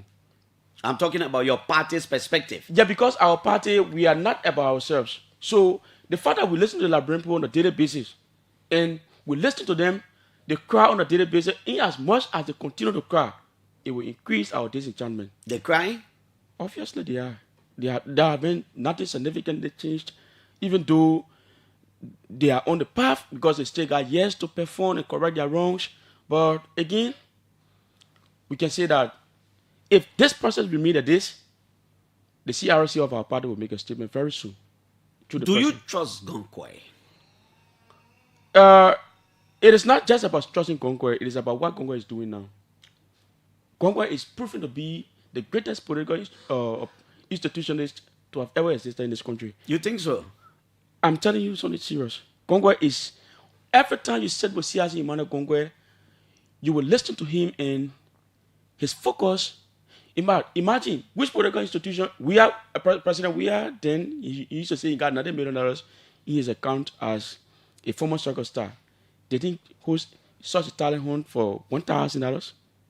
But a man, I'm not sure he said that. People said that about him. Yeah, people said it, but people read about but that. If you are spoken about and you did not debunk something that you know it is not yours, and you start tabulate your mouth and you did not. No, I'm not sure it was false. I think we were just talking about so, when he retired, what was his at that time. Okay, so we are was claiming that he has $90 million through speculations. But then, what did he give the Liberian people? Let's discuss his own career sport. What did he do for sport? How many academies do we have? But see, as Imana Gongwe is saying, okay, I do not have any legitimate government appointee job. I do not have any institution that I'm getting extra cash from. But whatever I have for my family and I will give it back. I will give something to the Liberian people and my family will eat. So if his family is eating a dry rice to his house, the party headquarters will eat dry rice. If there is soup, I soup. think I need to bring this young boy back. Maybe I need to ask Gonkwe. Maybe I need to invite you and somebody from maybe your secretary general of your party. I think you're interesting. We can have an expanded conversation on that. I'm just sitting and listening to you, and you're flowing. But I think we can have another day. We come. I want to help you all to see, help you in the context of making sure you're just focused on what you're talking about. But maybe we need to bring you back. From what I see, I think I need to talk to Gonkwe. So we'll bring you back exclusively. Let's talk about the EFFL and the politics and the governance of the country and those kinds of things. Okay, so you say on the 23rd, right? At your party's headquarters. Is that place spacious enough, Samla, to hold the kind of crowd you're expecting? Or you're not expecting a big jam-packed place? We are anticipating 1,000 plus. 1,000 plus people. Yeah, 1,000 plus. And you think you're gonna get it? Oh yeah, definitely. The other thing I didn't ask you, are you people expecting? Is it a criteria that all of the performing artists or singer or whoever, they are members of the EFFL? No, if it comes to that, they are not members, but some of them are system. They are already intending to be a member of the party. Okay. Based on so your party is strategic recruitment in your own, Mr. Dolo, mobilization man. Can you please repeat your question? Say no, I'm saying you're having a competition to give money to best singer and blah blah blah. Mm-hmm. Is it an EFL process, other than they are party officials, they are members like you? No. So it's what we did. We opened the process to everybody. Okay. It is an inclusive process where you can even come from CDC. If CDC want to register a dance group, we are willing to accept them because they too need help. So it is not about EFFL members coming to dance and then CRC Mana Gonga giving them money. No, it is about the entire country. Once you are willing to dance, you come and register. Is the competition going to be gender sensitive? Are you expecting female singers, female dancers, and that kind of thing too, young people? So we are not stopping. We are not having a gender blockage in terms of. Anyway, maybe I should be asking the committee setup and not you. You think so? Yeah. So the committee setup is also here too.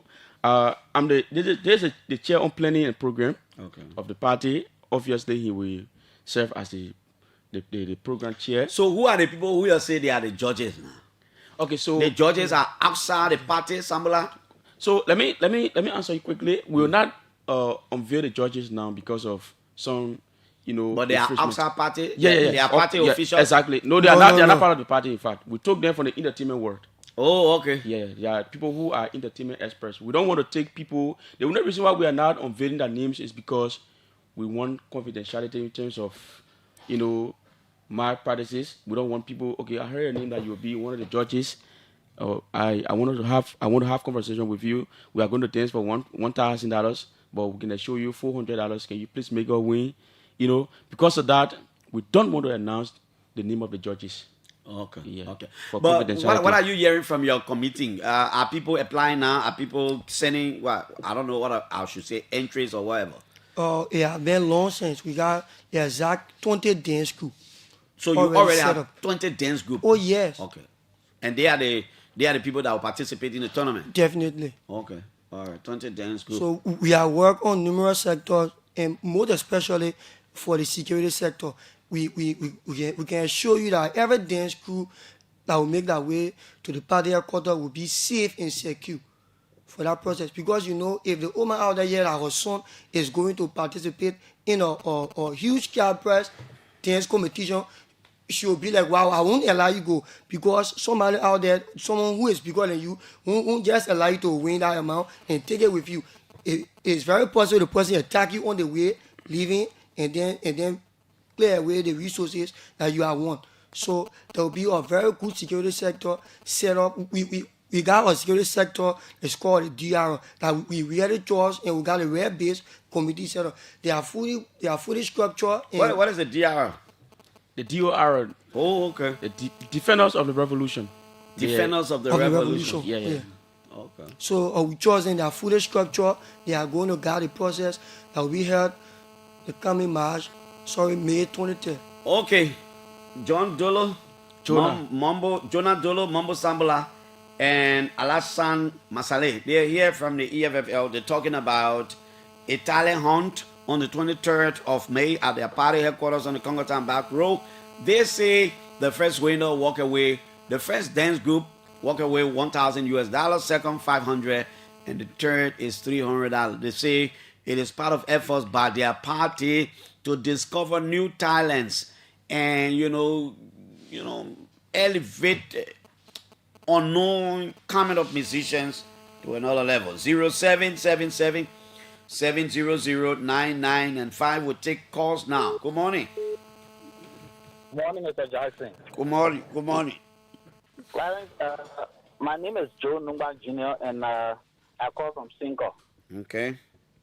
Clarence, I'm sorry that what the guys are in studio for, I don't want to talk about it, but it is something serious concerning the EFFL that is taking place in my community, most especially to me, that one of their members called Joseph Popper. They can take the numbers down. Joseph Popper with the number 0889 725 0889 725 Now, this guy wrote on my house, EFFL for sale. So, he was saying that the house is for sale. So, I came and I saw the EFFL, knowing that it is the Economic Freedom Federal of Liberia. And when I saw it, I didn't pay attention to it. It didn't read it movement. I knew that some children would just read on the wall.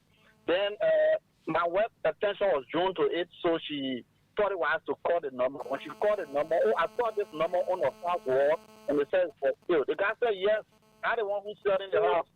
I'm from here, he said, I'm the one who's selling the house. So if you want to talk to me, I'm busy right now, but call me up and we can talk it over. So she came to me and told me about it. I said, but I saw that number. That number is not something that you need to worry yourself about. He said, but the guy is serious. The guy said he's selling the house. So then I thought to call the guy. When I called him, Clarence, you'll not believe that the guy told me that this is what they do. He's part of the EFFL. They go around seeing of houses that are unfinished, and then they go about renting that number on it and selling it because they believe that it is either corruption money or something, and so they confiscate it and they sell it. And I said, oh, is that what in How sure are you saying that a guy from EFFL? But take your time and call the number again. Let's see, 0. I said the number, his name is Joseph Fogba. The number is 0889. No, 1 minute, you said Joseph Fogba, right? Yes, Joseph Fogba. 0889 725 383. 383. All right, thank you. Yeah, there's a way you can track people's name. By the time you attempt, like, you want to send a person mobile money, you track the name. Probably the high command of the EFFL is listening. They could track that the number and the name, everything. If they know him, I think it requires some attention. Hello. Yeah, good morning, Clarence. Good morning. Thank you. My name is Prince Small. I joined from the Gandhi Electoral Center, FDA District 4. Yeah. Well, let me commend the comrades in studio for their splendid deliberation this morning. Are you a member of the EFFL too? I'm an affiliate member of the EFFL, but I'm a card bearer of the United Party, but I affiliate with the EFFL. Okay. Well, let me commend ever so much for their splendid deliberation. I think what they are about to do are in the interest of young people. I think EFFL is contributing immensely towards the growth and development of young people in our country. And I think we as young people need to work collectively with them in making sure that we push the agenda of young people. I think this program will serve as an economic boost to young people who will win, who become victorious, and they'll be eligible for those bureaucrats. So once more, let me comment and let me say kudos to the CRC Emmanuel. Thank you so much for having me. Okay. Good morning. Good morning, Brother Kwame. Good morning to your studio guests and good morning to your listeners. Mm-hmm. I'm teacher. I was in charge of calling for the power of Kuta. Okay, Jeff. Yeah, but I want to congratulate people. When you people come, you want to put politics inside A, that's more will come into A. In the Republic of Liberia, nobody at the time George Money, we are not inside to be a politician. Nobody has Liberia equal to George we are. Small we bro, I'm in Sierra Leone. If you want to count up on money, even the church you're not be a politician here. You can't compare my conquest with finding out money business. Oh, yeah, George, we have paid his due. Even on the refugee camp. That one for all the politics. He successfully paid his due in many, many ways. Hello? Hello? Good morning. Okay, let's go back to this line. Do we have you? Yes, we do. Good morning. Good morning, Mr. Johnson. Yeah? My name is William Toh, and I join you from Pong County, District number 7, Bon Mines. You're listening from Bon Mines. What are you using? Your phone? I'm using the radio. Oh, But wow, the long that's radio good. antenna, yeah. Okay, the radio with the long antenna. Understandable. Let's hear you. Yeah, I would like to say thanks to your studio guest for coming. But you see, the issue is when you are addressing your platform, you should know the type of language to use. Using the harsh word on Mr. Weir, the reckless government, and then Mr. Gongwe, who is the EFF, your president, who has been started by this government, only to come and hear these young people talking about busy passion. It is the only critical issue that we are faced with in Liberia.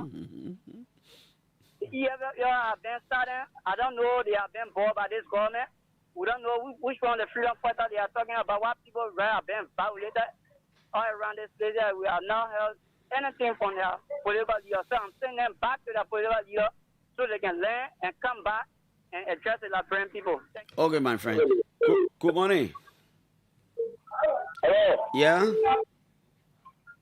Kevin, I'm Anthony Silla. I talk to Clarence. I'm Anthony Silla talking to you from Looking Star. Yeah, Tony. Yeah.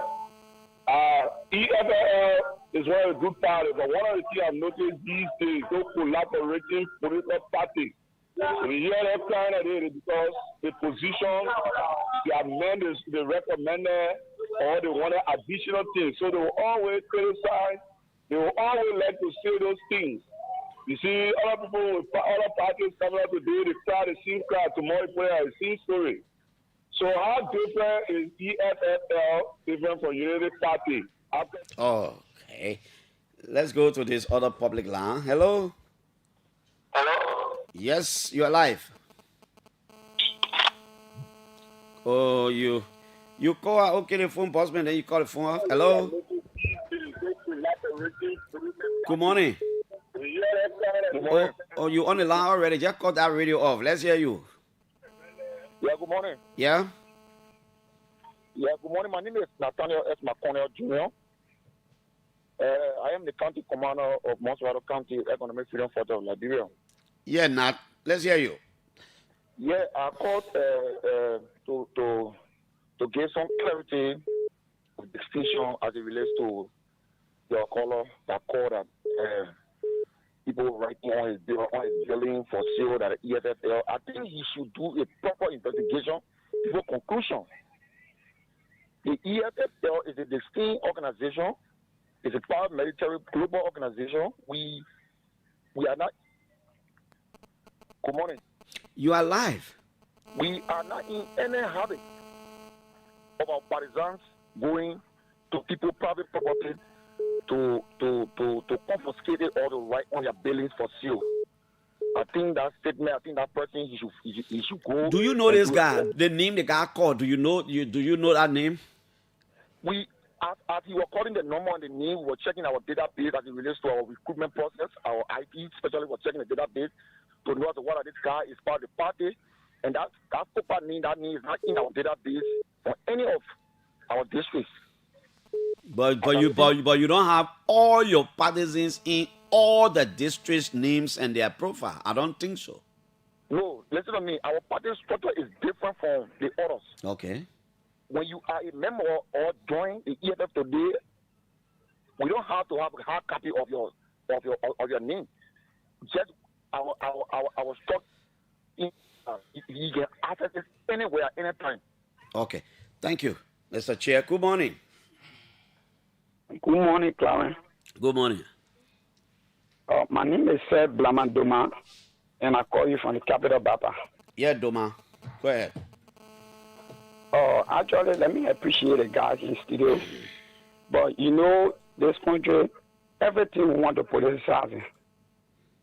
You come to give a very good thing that you are about to undertake in favor of the youth, of which we appreciate the EFF for.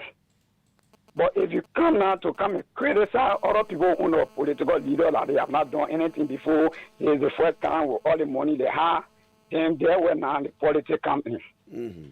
Before George Weah could even think about becoming a politician, George Weah had paid a due, as you said, in this country. And it is not a secret. When war was fighting in this country, George Weah was from refugee camp to refugee camp, using his own personal money to help Liberians.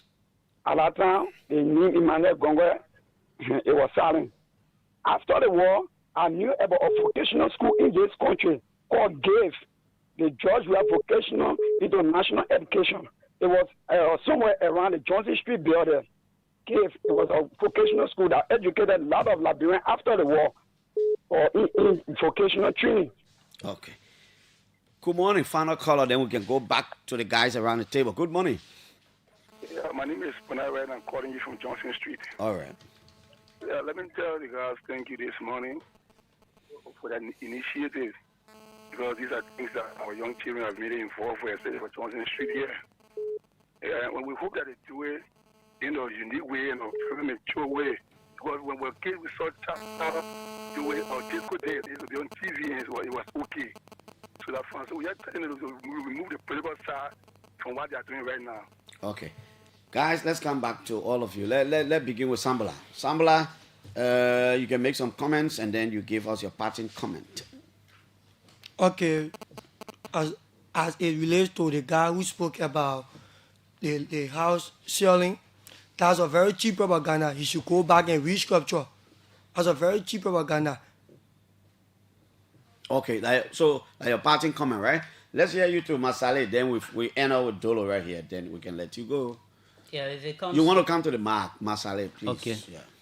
In relation to the number that was written on the house, I'm the vice chair on administration, and if it comes to data, our institution has a very fine database system. Mm-hmm. Most of our members have numbers and names that are tracked down per district. And we do not have such a record of that name. Okay. On that basis, it is just a cheap propaganda that they are carrying on. Okay. EFF, if it comes to our talent hub, we are encouraging the general public, the entire Monrovia and Liberia as a whole, that this particular program that is intended to showcase the talent of the young Liberians, they should come up and follow. It would be a earth-moving thing. Dolo, let's hear you finally. Okay, so thank you very much. Let me say thanks to your management and thanks to our CRC, Emmanuel Gongwe, for giving us this platform to come here and speak about our program. And to those who are disenchanted on the basis of how we addressed the conversation in terms of the president's involvement into this program, we want to say to them that we are not here to please people understanding when it comes to the politics, and that is for which we have been trained, and we are willing to work in that direction and fight in that direction as well. So when we said this is the first time in terms of talent hunt was specific, we did not say this is the first time for a leader to provide food on a refugee camp. We did not say this is the first time for an individual to contribute to society. Do you want us to discuss about CRC Emmanuel Gongwe involvement to national society giveaway? We will not move from here today. So we are talking about an institutional giveaway instead of individual giveaway. So the guys who are calling and saying that we are did this in refugee camp, we are not here for refugee camp business. We are here to discuss about a talent home that is meant to promote the young people and give them a platform to elevate their talents. We are not speaking of individual giveaway. The CRC has always been giving, and he is still giving. So to others who are saying that, EFFL, one member from EFFL went in the community and wrote on the wall, EFFL for sale. Okay, maybe somebody in my community too wrote, in fact, somebody in my community wrote on the wall, Unity Party and CDC for sale. Should we say that they are not serious political institution? For me, I don't dive into that politics. It is too narrow for us to discuss. So tell me that you saw an official communication from the EFFL stating that EFFL is for sale through the CRC, and you saw the signature of the president, CRC Emmanuel Congress, then of course you got a case. But to tell me that one passerby in the community wrote on the wall, of course, obviously people can write on the wall and say whatever they want to say. So I do not want to take that as anything significant in terms of political discussion. But Mr. Jackson, we want to say thank you very much for the platform. We look forward to always having conversation with you. You are a dream journalist. So people like us, when we are coming here, we have to go the extra mile in our little wee ways. So, and by extension, please greet Julius for me. He is one of my favorite journalists in the country. I must admit, I follow him a lot. I follow his journalism. Sorry, I'm saying this to you, but I know you have. It's good. Julius is listening. Yeah, so I interpose absolutely no objection to your commendation of Julius. That's what I like. Yeah, so please extend Julius. Please extend my greetings to Julius and tell him that. Thank you. I look forward to having a conversation with you one day. You look forward to coming back here? Obviously, for a real political conversation. Yeah, we look forward for that. Maybe I'll let Julius take you one day. Yeah. All right, guys. Thanks to all of you for coming, man. Wishing you all the best. I wish I could reduce my age to dance. I could come there. And do so but you got some of your stars who can dance as well. So the program is the 23rd of this month, and we are Blessing can dance, but when Blessing go there to dance, she will win all the money. So I will just keep her on base. All right, we're coming back shortly. Okay, so thank you.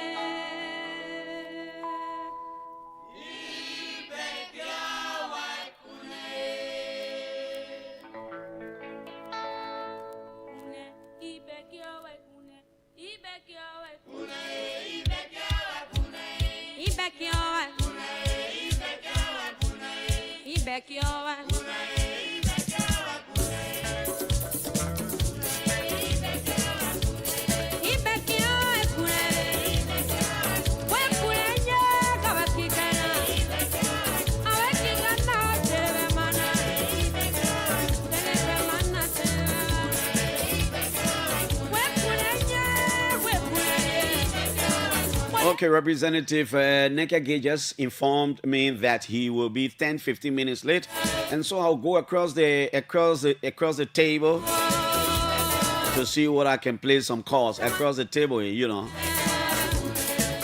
not across the table in the studio. Yeah, I want to hear a perspective that may likely trickle another call.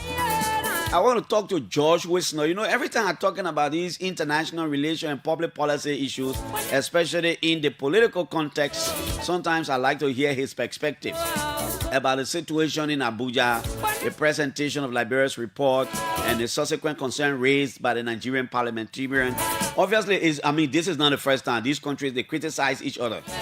You heard Tai Wong talking about the report from Guinea-Bissau. The guys were attempting to hire something and they criticized it. But what does he think? Normally, I always thought whether it was, at some point, I think it was former Senator George Weah was the head of the Liberian delegation. And I think, I thought that the delegation can just prepare the report. That's why I used to be thinking, I thought it was the parliament. I thought it would be the Liberian parliament or the 5 members who are the parliamentarians. I thought they would sit and prepare the country's report. But I'm getting a different side. That it is a whole secretariat, and that secretariat is not employed by the government. It is an ECOWAS secretariat, but I'm sure they follow certain things to get the report prepared. And Tase, they who are the representatives for Liberia, they do not have a say in the report. Of course, they can make some, recommendation when they read the report ahead of time, and they can make. But let's talk a little bit of George Wisner. Probably, like I said, his perspective will trickle a small other, some other calls, and then we can talk. George, good morning. I'm sorry. Sometimes I don't inform people. I don't give people prior notice, but something just pop up in my mind, so I thought to reach you. How are you? I'm fine, Clarence. How are you doing? Well, I'm okay, Josh. Yeah, okay, so I don't know whether you were listening, but if you did not listen, I am sure you follow Facebook a lot. I'm calling you in reference to this Liberia's report at the ECOWAS Parliament and the concern raised by that Nigerian parliamentarian who is also a member of ECOWAS Parliament. You heard Tai Wong talked about the preparation process of he said they receive it on Monday. So they had less time to really critique it internally now. But he said what they can usually do when a report is presented on the ECOWAS floor, on the parliament floor, they from Liberia, they do not critique their own report. Instead, they defend it no matter how they report. They don't critique it like other countries would do. What is your perspective of the presentation of that report and the subsequent critique or concern expressed by that Nigerian parliamentarian? He made specific reference to why Liberia did not have the expulsion of Yeke Koluba and the situation at Slumber. Let me use two words to describe what obtained in the ECOWAS Parliament as regards Liberia's report. I use one word. It was disappointing. And not only disappointing, it was embarrassing for us as a country and for ECOWAS Parliament. Firstly, we must all first recognize why the ECOWAS Parliament exists. ECOWAS Parliament has two objectives. One is to promote regional peace and security. The other is to strengthen representative democracy. Those are the two cardinal reasons why that parliament exists. Of course, with the overall goal of promoting regional integration. Now you have such critical issues, such as the apparent intrusion into the sovereign space of a member state. Liberia's territorial integrity has been violated, which is a threat to regional peace and security, not just for Liberia and Guinea, but for the whole of the region. This issue has played in the media, even domestic audience. We in Liberia, Piso, many days you are on the air asking for updates. We do not even know what the issue is. There is allegation, some of the reporters went there, that foreign forces are still on Liberian soil. We do not know yet what is happening. In the face of it, a member of parliament elected by his people was allegedly expelled because the process is still before the court, was allegedly expelled for expressing quote-unquote contrary view about government's position. You and I don't know up to now what that government position is regarding this particular situation. Then we go to the ECOWAS Parliament that has that cardinal responsibility, one of which is early warning. And then we make excuse, gloss over such important issue, and say why if Liberia did not want to include it? Because probably there are tense political discussion and or negotiations ongoing. So Liberia did not want to include it in that report so as not to trickle responses from members of the Guinean parliament who are parliamentarians of ECOWAS. Maybe the country, maybe the secretariat working for Liberia at the ECOWAS parliament, the secretariat, maybe they wanted to just say, you know what, there are a lot of discussions going on. We don't want to include this one in the report yet. I mean, what's wrong with that? Like Tar said, some of the countries can hide some of the things happening in their respective country is normal. This is inexcusable, Clarence, because this particular matter borders on international peace and security. It's a matter between two states that are members of parliament. If the ECOWAS parliament is not an appropriate forum for early warning, which other forum could be? What is it there to hide when it's everywhere? Why would it even be included? It's all on the news. But our action will even undermine the ECOWAS parliament and the purpose for which that parliament exists. And if you ask me, Clarence, there needs to be an investigation. Investigation to do what? By our legislation, an investigation why such critical issue was left out of that report. It seems the secretariat that does the report is independent. I'm not sure. I don't know, but based on what Tai explained, that they don't have too much input into it. Maybe they can just make some amends. Who's going to investigate them for what? Clarence, Tai is my good friend. Snow is my good friend, and all of them. They have been doing some excellent work at ECOWAS. But on this matter, they even made matter worse. Are they saying to the Liberian people and to ECOWAS and to the rest of the world that reports are formulated and given to them without counter-checking the facts, and they just go and they read said, it on the maybe floor? the time was short. Excuse? I don't know. Somebody will argue that Monday is not short. They said they got it on Monday.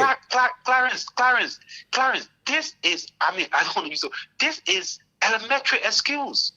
Even if it was 2 hours given to you, you don't peruse the report, and if you did, such critical issue. But I don't think they have the power to say what is not in the report. No, it's not about having the power or not having the power. They represent the country. So what would they have done? What could they have done at that point, George? They have the opportunity to question the report internally, to ask the necessary question, why is this left out? And our purpose and mission at the ECOWAS Parliament is also to address this particular issue. This is ECOWAS' original body. But Tai said he discovered that, but it was late, according to him. If you discover such critical issue, Clarence, what if it was something detrimental to the state? What if, and you discover it in 5 minutes, you say because it's late, so I just put it on the floor? That is a high. I don't believe. I listen partly to Tai. I understand where he's coming from. He's trying to be the good representative and diplomat he is to cover a very bad and costly mistake. There is no excuse. It makes Liberia worse. It's an issue of transparency on the international stage. It doesn't make us good, and it's not an issue of patriotism. Okay. We gotta let you go. It's Yeah, not finally. an issue of patriotism. What would be more patriotic was to ensure that this critical issue is resolved and that the regional body, such as the ECOWAS Parliament, is seized of it. You have a serious issue. A member of Parliament right now is going to lose his mandate because he expressed a contrary position, quote unquote, because he went against government position. Up to now, you and I don't know. We are not clear about what the government position is actually. Okay, on the Guinean situation. Okay, Josh. This is just disappointing. We will ask more questions and we look forward to a lot of information from the government. Josh, thank you so much. Josh Wisner is a student of diplomacy and public policy. I reached out to him to find out. He says it's despicable. You know. He says there is nothing more patriotic than informing the ECOWAS Parliament about a prevailing Ebola crisis between our two countries. So I just decided to go back to Lofa. James Colley is on this line. I just want to find out a few things from James. James, I caught you by surprise also. I didn't send you any message like we will usually do. What's up, my man? Sure. I'm okay. I'm doing great, Clarence. Yeah, this is the James Colley I know. Because I know even if I didn't send you a message. What's up? Are you in Vanjema? Yes, I'm in Vanjema. Which part of Vanjema are you? I want to send somebody to come to you. I'm in Vanjema City. Let me see the Yeah, which part of the city?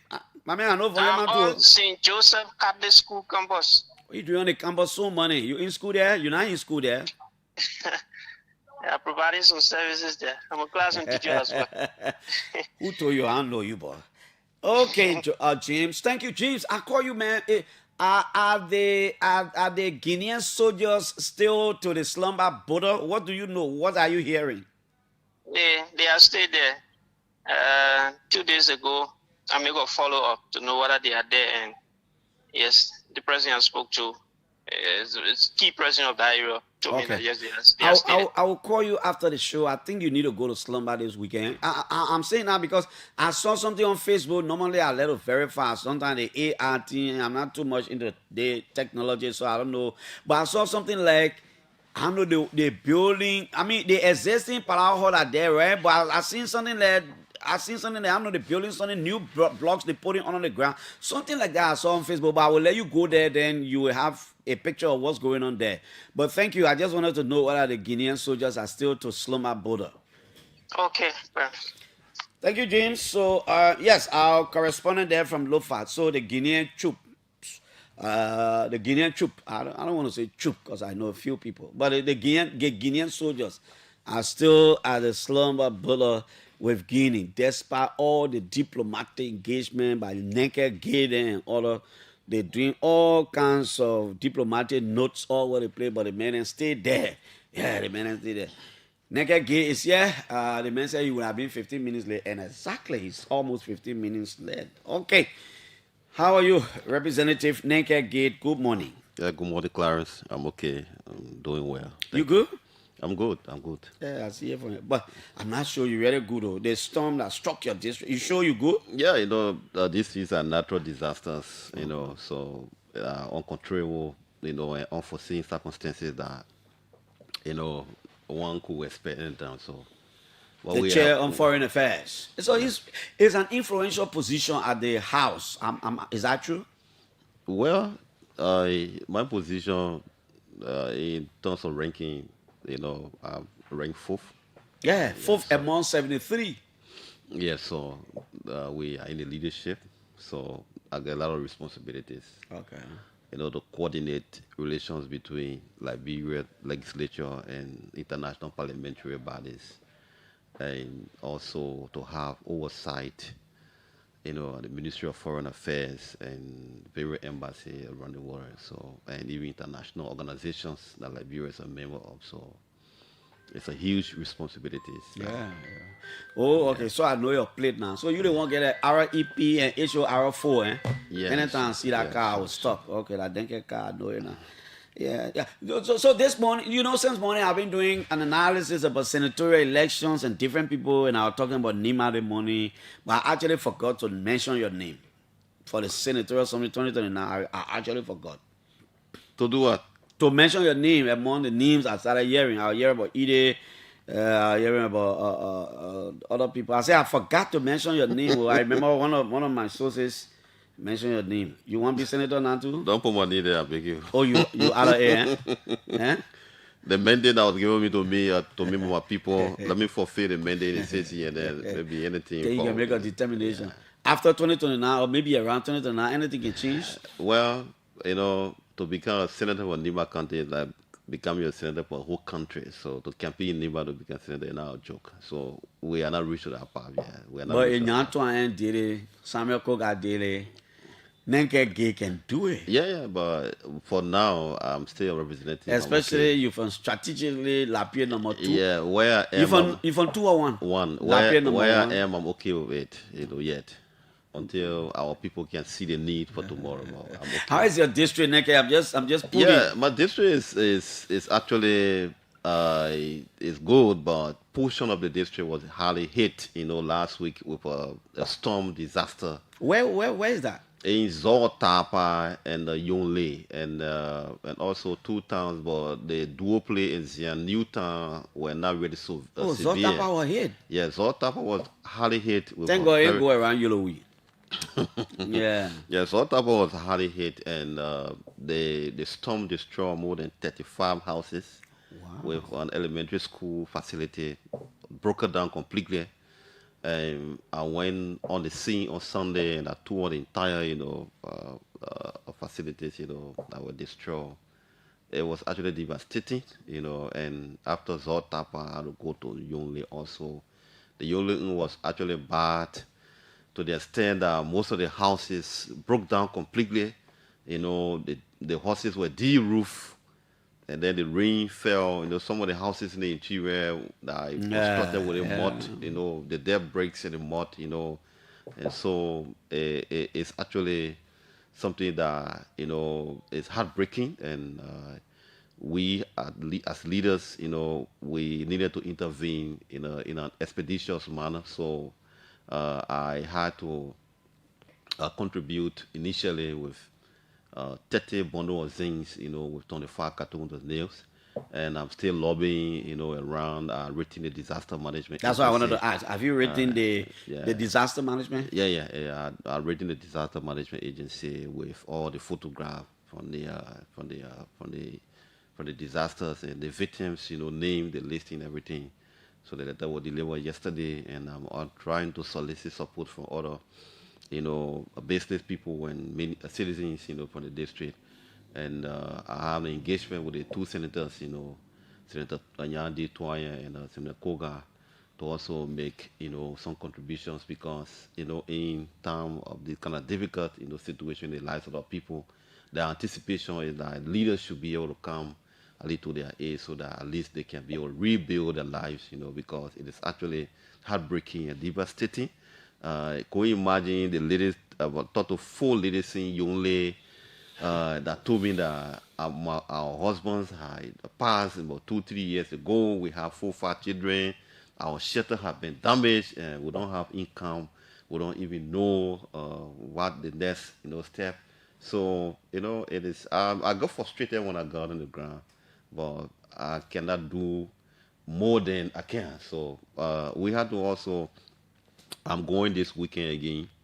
I contacted the Chinese embassy. They told me to get to them today to make some contributions, So some of our friends are calling for some contributions. So whatsoever that I will gather this week, from now to tomorrow, I will add something to it and I will get by. What's the data telling you? A total how many homes? A total of almost 75 homes. 75 homes. Even yesterday, I also got information that there's a town, maybe the town from Zorgo, within the little town between Zorgo and Camp called Cali. I know Cali very well. Prince Joseph Hill. There was the heavy rain that fell yesterday, and 2 houses got de-roofed also, in that place. So besides soliciting support to intervene, to the victims of the storm disaster, we have to have stakeholder meetings with FDA, like Brave Forestry Development Authority, and EPA, to actually address some of the critical environmental issues, caused by maybe trees cutting, the sawing, other things that happen in the place. What basically do they need at the moment? Zinc, mattresses, nails, cement, planks, construction materials, steel, because some people's houses got broken completely to the ground level. When the storm hit, some of the houses were de-roofed, and then the heavy rain pulled down the rain, it soaked everything. Yeah, soaked everything. All of us know these village in our homes and houses. Actually, what are they doing? They're residing with other family people in the town? Some of them, they are going to the villages to be on the farm until they can get support. And in Yongle, the public school that is there, got damaged severely. And then there's another private school that is also there. The private school, got de-roofed completely. And then the children are not in school. The critical part is that the children are not in school right now, and they don't have a bigger building that will accommodate the children that are being affected, from school. So it's something that, is critical, and government needs to weigh the Ministry of Education, the Disaster Management Agency, and other, philanthropists and other international organizations that will see the need to help to actually, come into help, because if not, it is a situation I address, in a safe manner, the children will be out of school, and the academic school year is almost coming to an end in June. So, do you want to go back this weekend? If you rally support, I'm leaving for yet Friday tomorrow, because the 30 bundle was saying that it was actually insignificant, to the disaster. When I saw the kind of thing I saw, you know, it is actually insignificant to the And I'm thinking how you distribute it because yeah, everybody will need at no, once I just gave 15 bundles of zinc to the other with time. 10 carton of nail to Zon Tampa, and I gave 15 bundles of zinc and 10, you know, 15 carton of nail to Yongle, and I need to go back again to add it up because the people what they need right now, they need more than 150 bundles of zinc with nails, with steel rod, with cement, this and that. Even some food, I think, because some of them they said that their food, some of the food got, you know, destroyed when the rain fell. Some of that raised it high, you know, heavy rain fell on it, and then it just, you know, it damaged completely. So it is something Was that just a night rain? it was a whole night rain that fell with heavy storm, you know. Yeah. Some of them even, you know, gone. One woman told me a story. She was in the house when the storm hit the house and de-roofed the house. She was staying in the place. God bless her that nothing happened. There was no human casualty. No human casualty. You know, the other lady told me that she was walking, and then when the roof, you know, was elevated by the heavy storm, you know, the roof, you know, nearly hit her, but God just, you know, covered her, and then so it's actually, you know, and another roof, you know, another house or the roof and hit another house again and remove the roof again, and then so the school got destroyed completely. The private elementary school in Yongle got it's destroyed. A private school. Yeah, the private school, it got destroyed completely. Belonging to what? A church? Belonging to they call it Yami Elementary School. It's named after one of the popular old men that used to be there. But it's a private school, you know, that is also contributing because the population is huge in the town. Are you thinking about touching the school too? Yeah, all these things we are soliciting support, and we are making sure that at least, you know, the governors enough resources so that we can be able to hit back, you know. What is disaster telling you? It's telling me that going forward in the future. No, I mean, what is disaster management agency telling you?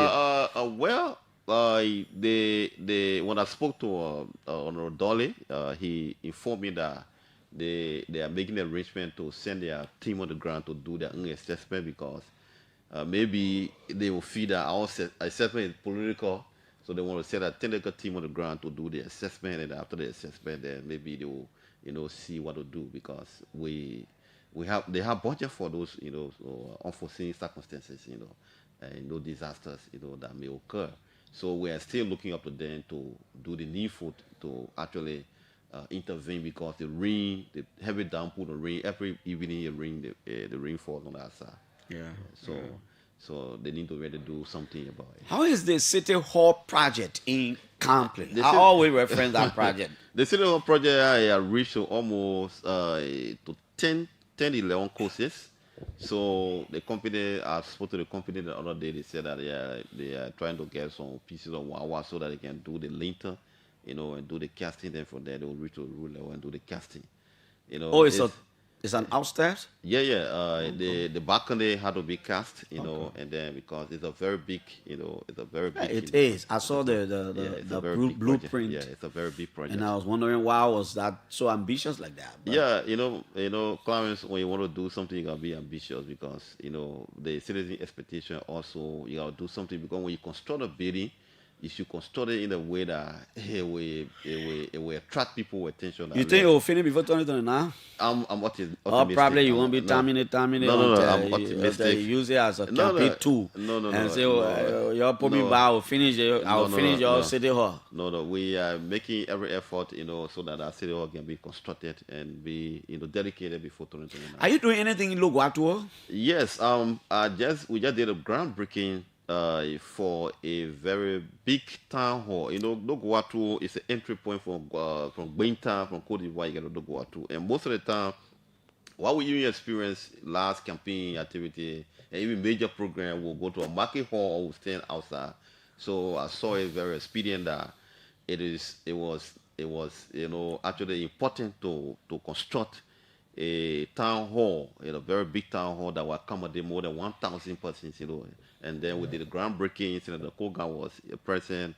Honorable Victor Piso was present. Otello Maso was present on doing the groundbreaking. And then we had a collective, you know, program where at least we are anticipating support from them. But initially, Honorable Kogan donated 100 bags of cement with $1,000 USD. And myself too, I gave 200 bags of cement with some steel. I even sent some materials in the last on Monday, and the material are reached. So the foundation is completed, and they were doing the filling so that we can start the elevation. So by this weekend or early next week, with the material that I sent there, they would start the elevation, next You week. have a very large district by land space. Very, very. From one end to another. Very. You are from that whole end on that side. What are you doing in Yamen? That other end way on that side. You know what is helpful for me, Yame?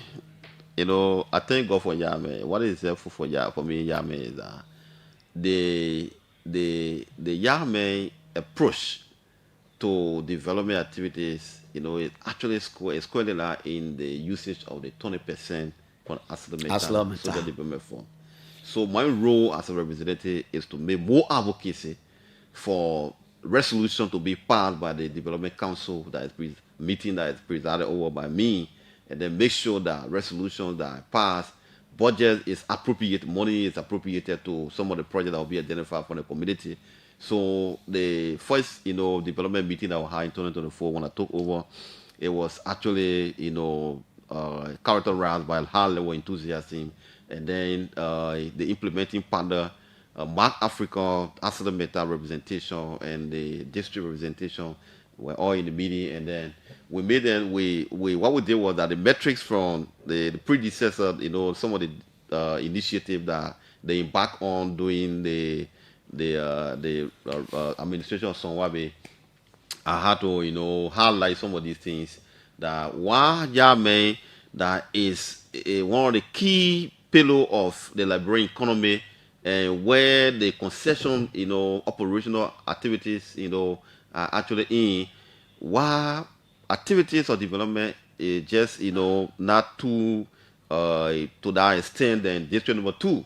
So it's based upon that we were able to do, we were able to have some appropriation, and we did appropriation. And right now, as we speak, the county administration, along with our Aslameta and Mark Africa, have awarded contracts, to contracting companies to construct, like some people came to me the last time, the Benton we published a guest house, they're trying to work with the Kinon, clinic that is under construction, and they're trying to complete the bridge between Luke Bay and Bona, and they're trying to do the water project. That bridge has been a long they time. have 3 bridges Many there. So years. they constructed the 2 bridges. The last bridge is the one they are on right now. And then the water project around Mapa and kind of between there, they're trying to work at it. The Mapa clinic have been constructed. They are doing the maternal home. So there are a lot of things that are happening. So what's saving Yame is that is a social development fund, and then my duty and responsibility as a lawmaker is to make sure that Aslameta, make the money available, county administration do the needful things so that they can be able to award projects to contracting companies so that they can be able to implement the projects into place. But in my own weak way, last year, the Dubai clinic was challenged with mobility. I was able to send one brand new motorbike to Dubai clinic. I scored a remarkable goal in Dubai when I was actively playing. So that the need you get Piso, no, not football. No, I used to go to Dubai. There is a particular member for Dubai. Anytime I tell I can laugh. We want to play game, we're leading the men, and the men say when they're not redeeming, the game can go off. Oh, it was not small thing. We had to let them redeem because we wanted to go back and forth. So you gotta, yeah. But fast forward, what are you also doing in my Canfo? Yeah, Canfo. When I went to 2024, they told me that this community is a big community. It is. Yeah, it's a unification town. Yeah. So what is actually serving an embarrassment to all is we don't have public latrine here. Okay. So when you do construct, so I'm constructed 2 public latrine. Just the septic tank that we are working on right now. Okay, that's good. Yeah, so that we are installed the Cambo, everything, painted the place, everything, just the septic tank. Which part of Canfo? When you reach Canfo to get to turn in, inside Canfo, okay. The place on the right side. Yeah, a very good structure that we just, and we try to talk to Aslameta and the street in Canfo. All the streets in Canfo have been laid out. I'm working with the. They are redoing it at the moment. They are done it already. And from First Street to 10th Street. Yeah, they done everything. The current, commissioner, the township commissioner, Canfor is a township now. That's what I say. It's a unification township. Yeah. So who is he? His name is Cooper Gare. He and I have been working together, and we had a good working relationship. So we've been really working hard, So even look by again, I sent 10 mattresses there, last year, to the clinic. So it is something that gradually not easy, my brother. It's tough, but that's what we signed for, and we have to do it. So our advocacy and lead. Thank God that the 10 amendment, the 20% have been elevated to 50%. So right now. The 2.5 that is coming to Nimba, at least 1.25 will be going to the federal community, and I know that the Yame area will carry good amount of the Representative Nekege, like I said, man, your district is too big. Sometimes I can understand. There is a road, but I think it's close, and I want to ask you because I don't know when going to South Tapa way. No, not South Tapa. The road from Diagbala. Yeah, that road from Diagbala is passing through Graffi to my village, Basso village, and going to Zotapa all the way over there. So where is that road? What happened? The road has not been open yet, but it will be open because with Accident extension, operational extension to Mombili and Mondeton, that will be connecting to Zotapa, so that road, the movement operation starts. Before it even starts, the road will be greater, That road, we used to use the road 2003 to pass there from Campley, we just pass Zotapa. Get a grass fee, hit the TO, So it's a very, if you have that road, if somebody coming to Zon area and you don't need to go pass way to second part. You just go to Diagbala, go to Graffi, pass Basso village, and you go to cold water, and you are gone. There used to be a very cold water in the jungle there. I mean, that's my place. the village where they have the other mound, where how do you call the company? One company was there. MGC. What do you call Morgan and Company? One company right there. Sawway is in my village, Basso village, right there. Yeah. Okay, so let's move on. Let's come back to Moreville. How is the house now? You on break? What's up? What? Now for you to be enjoying your own brainstorm is just taking over all the place. We are working because the work in the legislature can never stop because while we are on break, there are other issues that leadership is attending to. Some of our committees, we continue to work. As we speak, we have some of our members attending the Pan-African Parliament, in South Africa. They have been there for almost 2 weeks, and some of our members even departed yesterday for the African, Caribbean, Pacific, EU, in Swatini.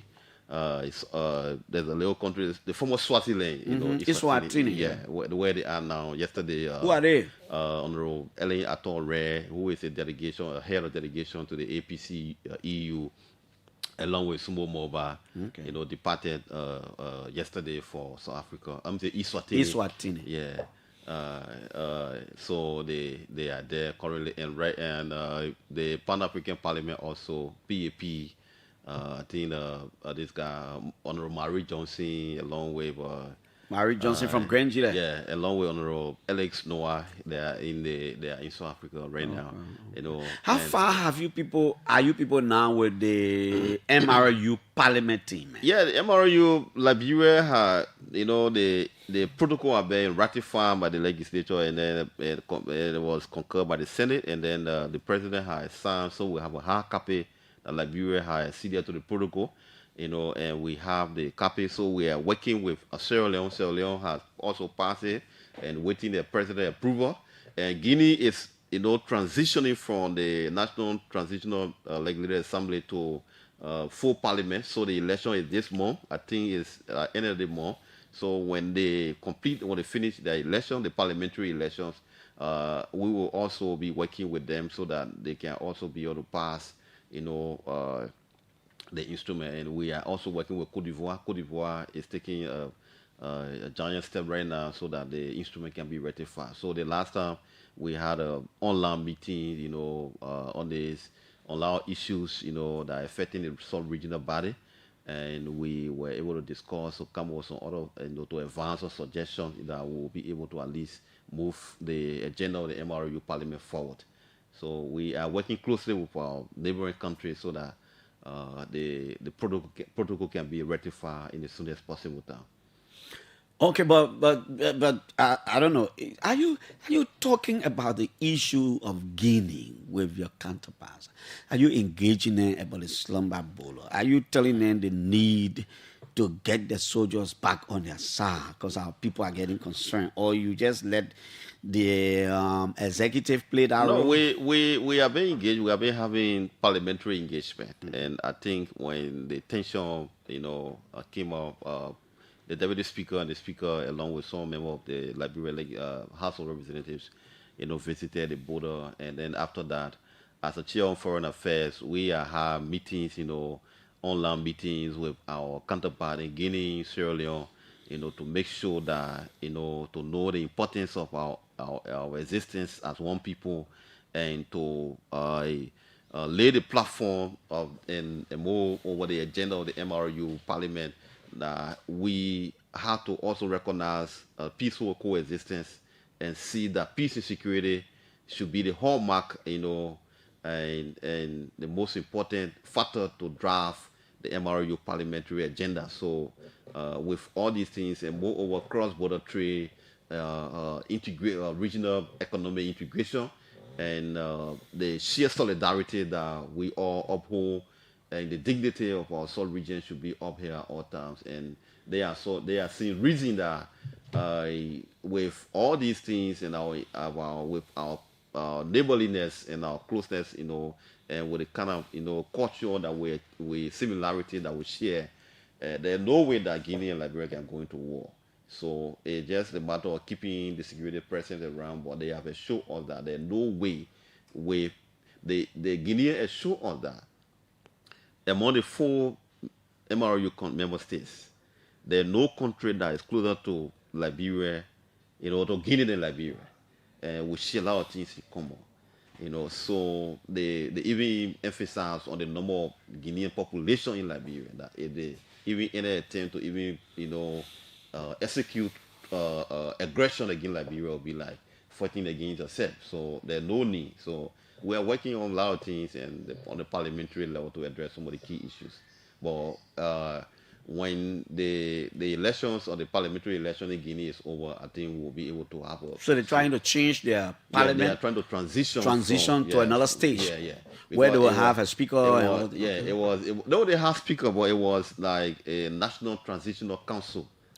Or Guinea. They've seen we had a National Assembly here during the transitional period. But I thought they had a democratic election. Yeah, their election over there is not how we have an election where the presidential and the legislative election is held together. No, they had the presidential elections, first, and then now is the legislative election, parliamentary election. So they are already, done with the presidential election. The president have, been sworn into office.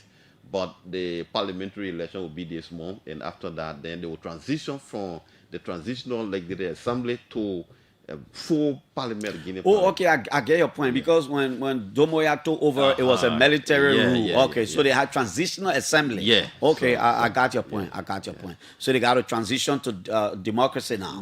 Sure. To a democratic assembly. Okay, I get your point. Yeah. Are there indications that the Speaker of the Parliament, your friend Richard Kunfren, he running again?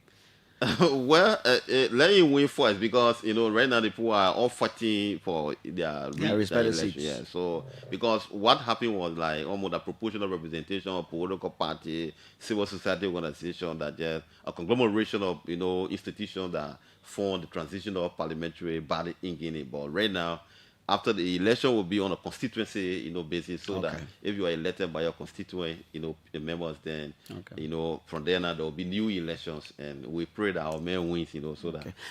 Are they concerned that you recently expelled one of your colleagues? Parliamentarily, these are common things that happen around the world. Expulsion, when if the parliamentary body feels that a member has gone against the rules, these things can happen. It's a common practice, and so it doesn't require external maybe influence or something to say, oh, why you did this. So long the decision was taken along with the rules, of the house. Yeah, but I'm asking whether did they raise that issue? No, they didn't have any to issue. say, well, man, why you expect one of your men because they mentor about our thing going on? No, the people, everybody knows, especially people who when they raise it, where you say you tell us. Some of the people who are more educated, who knows about patriotic, consciousness, and promoting solidarity, and moreover defending your sovereignty. They know the importance of defending your sovereignty. So somebody did you vote for the expulsion? I signed and I voted. I know you voted, but I signed the resolution and I voted. And you voted. Yeah. Why do you think it was expedient? It was expedient because we are national leaders. We need to set precedent. Okay. The thing that Labour will say that will happen with BMM. Yeah. So going forward, I think it is a precedent that we have set that if somebody is coming to a national leadership or you come to a public space, you should be more dignified. You should observe the Constitution. You should also, with the oath that you took to defend the state, you should always, abide by it, and you should be more conscious about, defending your sovereignty. Because because the first thing is that legislature, the power we have, we are the one that can approve for the executive to go to war. So if you make a statement that we undermine the sovereignty of a state that you represent, then who are you? So some of us from our background, we felt that if the statement was counterproductive, it was against the state. So I had to, sign the resolution that I voted. Have you heard other people say, it was an attempt to tamper with free speech and expression? Yeah, go to Article 15 is there. The free speech has limitation. So it doesn't mean that you should just go and just talk anything, loosely and then talk anything you want to talk. It has limitation. So it doesn't mean that you should. The first thing is that, let me tell you something. Anything happening in Liberia now with extended aggression that will result into war, the first thing the parliament will not take it now. The parliament will be dissolved to a transitional parliament. So where will you have now to execute power? That's all I want you to be thinking. So you got to look at it, because anything happening right now, you're not used to sit down here.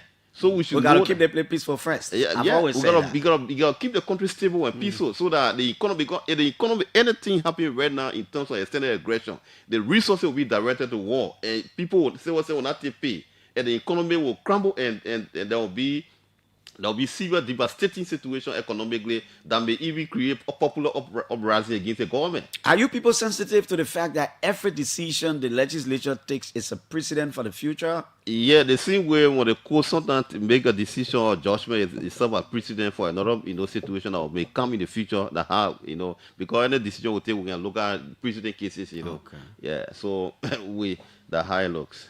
Okay. Representative Neke Gay of Nimba County. He's our guest this morning on the OK Morning Rush. We've talked a lot about his district, the storm situation. He's made intervention. He's calling on citizens from towns and villages in that region to reach out. He's rating disaster management. He's rating the Embassy of China here outside our nation's capital. Well, he said he's trying. He will try. It's a lot of more than 70, 75 houses. Nothing small. So let's open the lines and hear from you. You heard us talking about other issues. Neke chairs the House's Committee on Foreign Affairs. He's my New York brother. 07777009950555995995995 are the telephone numbers to call, and you can have your say. Let's agree to disagree and disagree to agree. In as much as we do it with civility, it's okay, because civility matters in everything we do. Let's get our first caller right here on the show. Good morning. Good morning. No, I can't take you. You just call that radio up there. You can call back. Hello. Good morning. Good morning, Veteran Clarence Jackson. Let me say good morning to the Honorable Representative Neke Gay. This is activist Martin Renner. And I do join you this morning, Lucha Office in West Point, Library United for Justice and Accountability. Let me commend the Honorable Representative for his brilliant deliberation this morning. I have had the opportunity to go as far as Yekepa in his district, and I saw some level of development that he has carried out there. I want to commend him, but I want to ask him for one favor. in the district. There are a few towns in the district that pass through that people are faced with lack of safe drinking water. I cannot remember those towns vividly. Where the play? Just think about where before what part of the play? I think around either Camp 2 or Camp 3 there. No, around Blake. And stuff like that. So there are some towns down there. They don't have access to safe drinking water. Okay, McLean Randa. Hello? You there? Good morning from this side. Good morning. Good morning, Clarence. Good morning, sir. Good morning, so I'm landing Nuri and I call from the ground for the capital. Yeah. So the first thing, let me thank the lawmaker. Thank you for his deliberation. And that's the reason why. And sometimes people think that people make some statement, oh, lawmaker make too much. And you can see the enormous challenges that lawmaker have.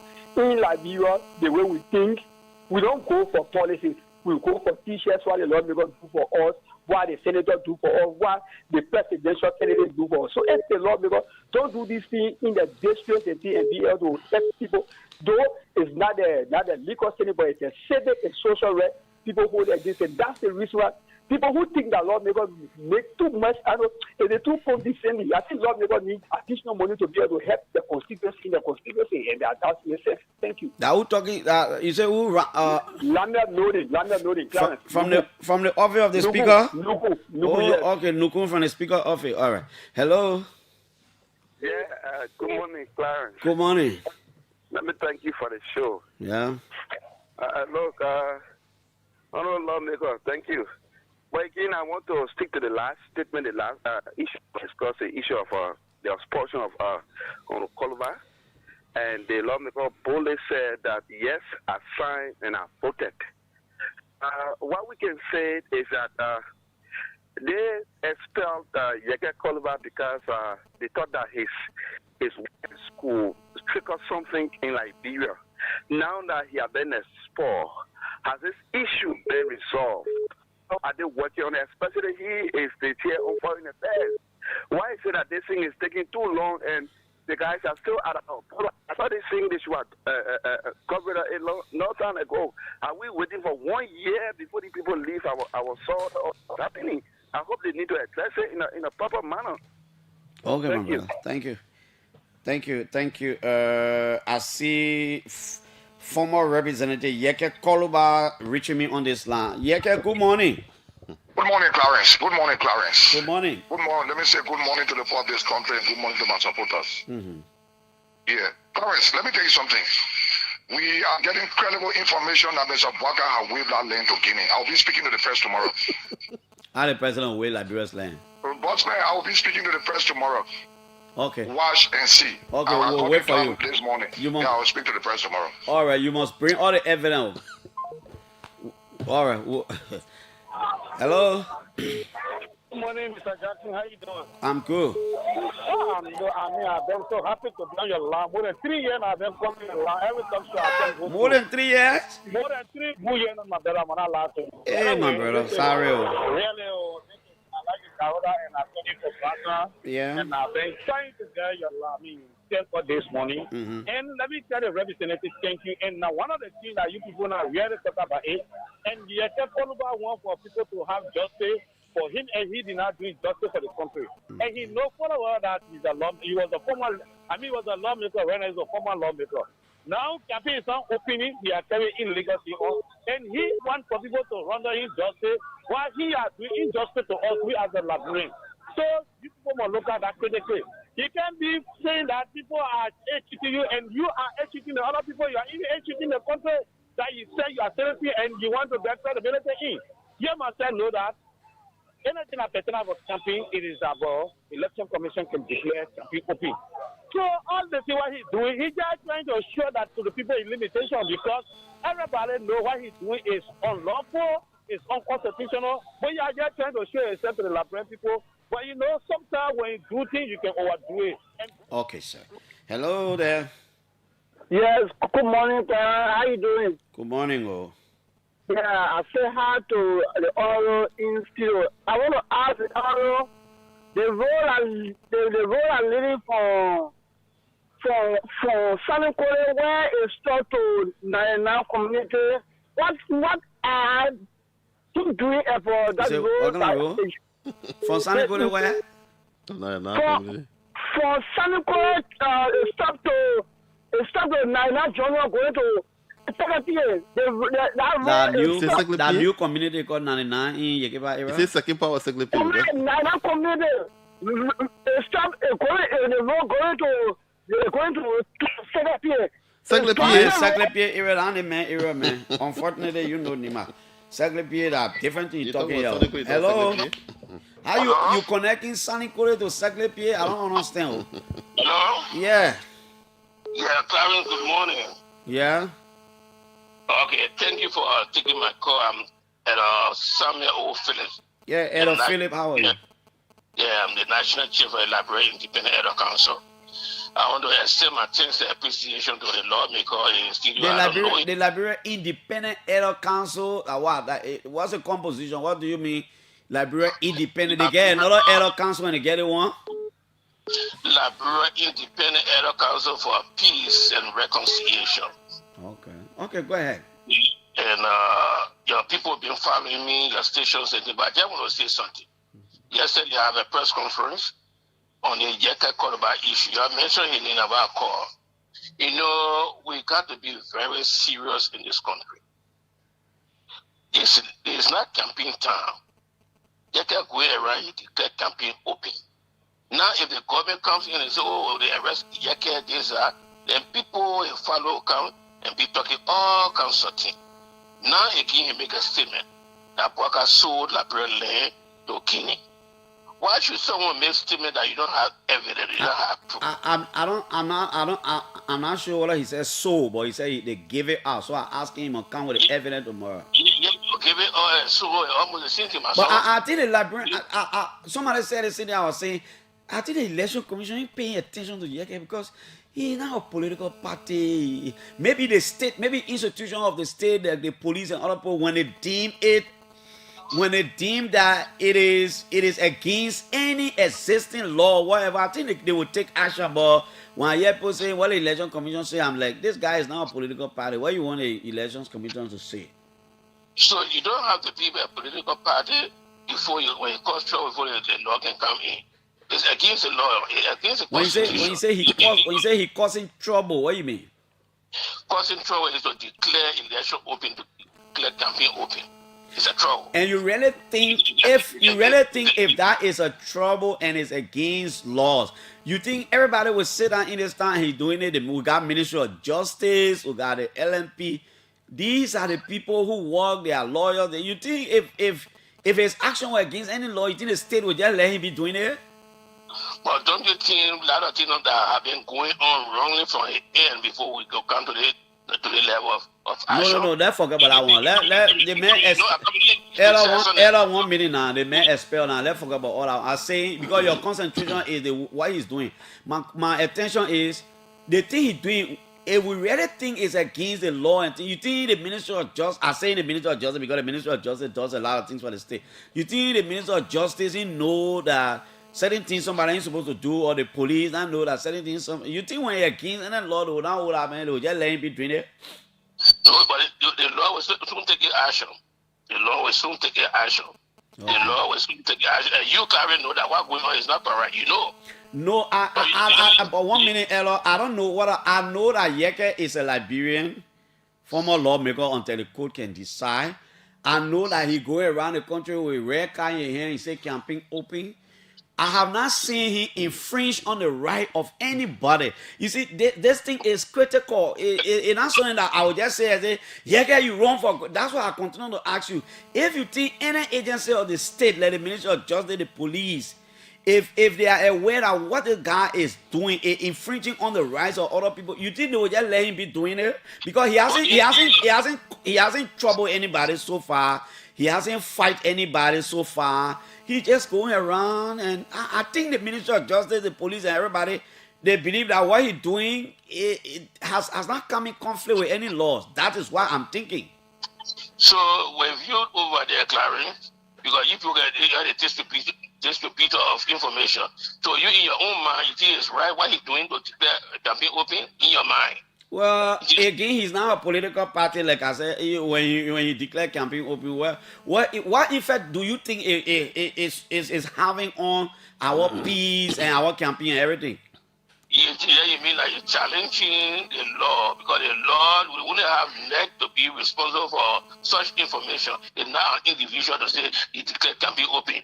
So that's a point. So if he's challenging our laws, why do you think all the law protection institutions, all the law enforcement institutions in the country will sit down and just allow one man to be challenging our laws? Yeah, but it's why they're working on the closed door. They're working on the closed door. And Okay, action, thank you, Ella. I don't understand that one. Let's go back to if that man is breaking, my man, that man break any lawyer, the law will take its course. That is where the country is reaching. If he breaks any law, the law will go after him. Representative Gay, let's hear you, man. Yeah, okay. Thank you very much, Clarence. My brother that called on the safe drinking water issue, the situation in Yame is very critical. You know, a lot of scientific research have been done, you know, with respect to the mining operation and other things. And some of the research are proving that the water from the area in the places, some of the waters are contaminated with some other mineral or other things. So, yeah. But the last time somebody told me about the issue that they needed safe drinking water like hemp from other things. So we are working on that to address it, you know, so that we can do it as soon as possible. The third caller talk about the issue about the Guinea, this and that, and they thought that Yeke expulsion would have, you know, immediately resolved the issue between Liberia and Guinea. The expulsion was done actually on the basis of the statement that he made that we feel that it undermines the sovereignty of the state and also contravene our rules. So we, beyond the scene, that both countries are engaging each other from different levels. Traditional approach has been used between the traditional elders from both countries, you know, from the front lines, you know, good. And then the MRU at the executive level, they are also engaging each other, you know, with this. And you know, by the way, you know that Domoya is a current chair of the MRU. You know, so so they working, you know, they all of them are working together to make sure that this thing is resolved. And from the parliamentary side too, we're doing a lot of engagement, you know, and so a lot of things are happening. So we know that the both countries cannot go into war. We are still a country, and we are enjoying both diplomatic and bilateral relations for long, you know, from the time our both countries came into existence. So so far, you know, so good. All the colors are called. The role issue that I'm talking about, I don't know from the state. You know, you cannot. Actually, maybe you want to say something, but you know the yeah, so you cannot. Sanikule, they know with that. Sanikule, you'll be talking about Sanikule is a secretary role. I think Ganta gets secretary role. Sanikule does not. Yeah, so I don't think. The man wants to say something. The caller was actually informed. Okay, thank you for coming. So thank you very much for bringing me. District 1. 3. District 3. Representative Nenke Gay, thank you so much for coming. And thanks to all of you who've been with us since Monday. We're taking our usual weekend break now. We'll be coming back here on Monday next week. Fatou Kamara and Maka Davis will be here tomorrow to carry you through the Friday, May 8th edition of the show. My name is Piso. Thanks to Blessing. Thanks to Abraham Kahneman behind the scene for making things work. We're out of here. Bye-bye.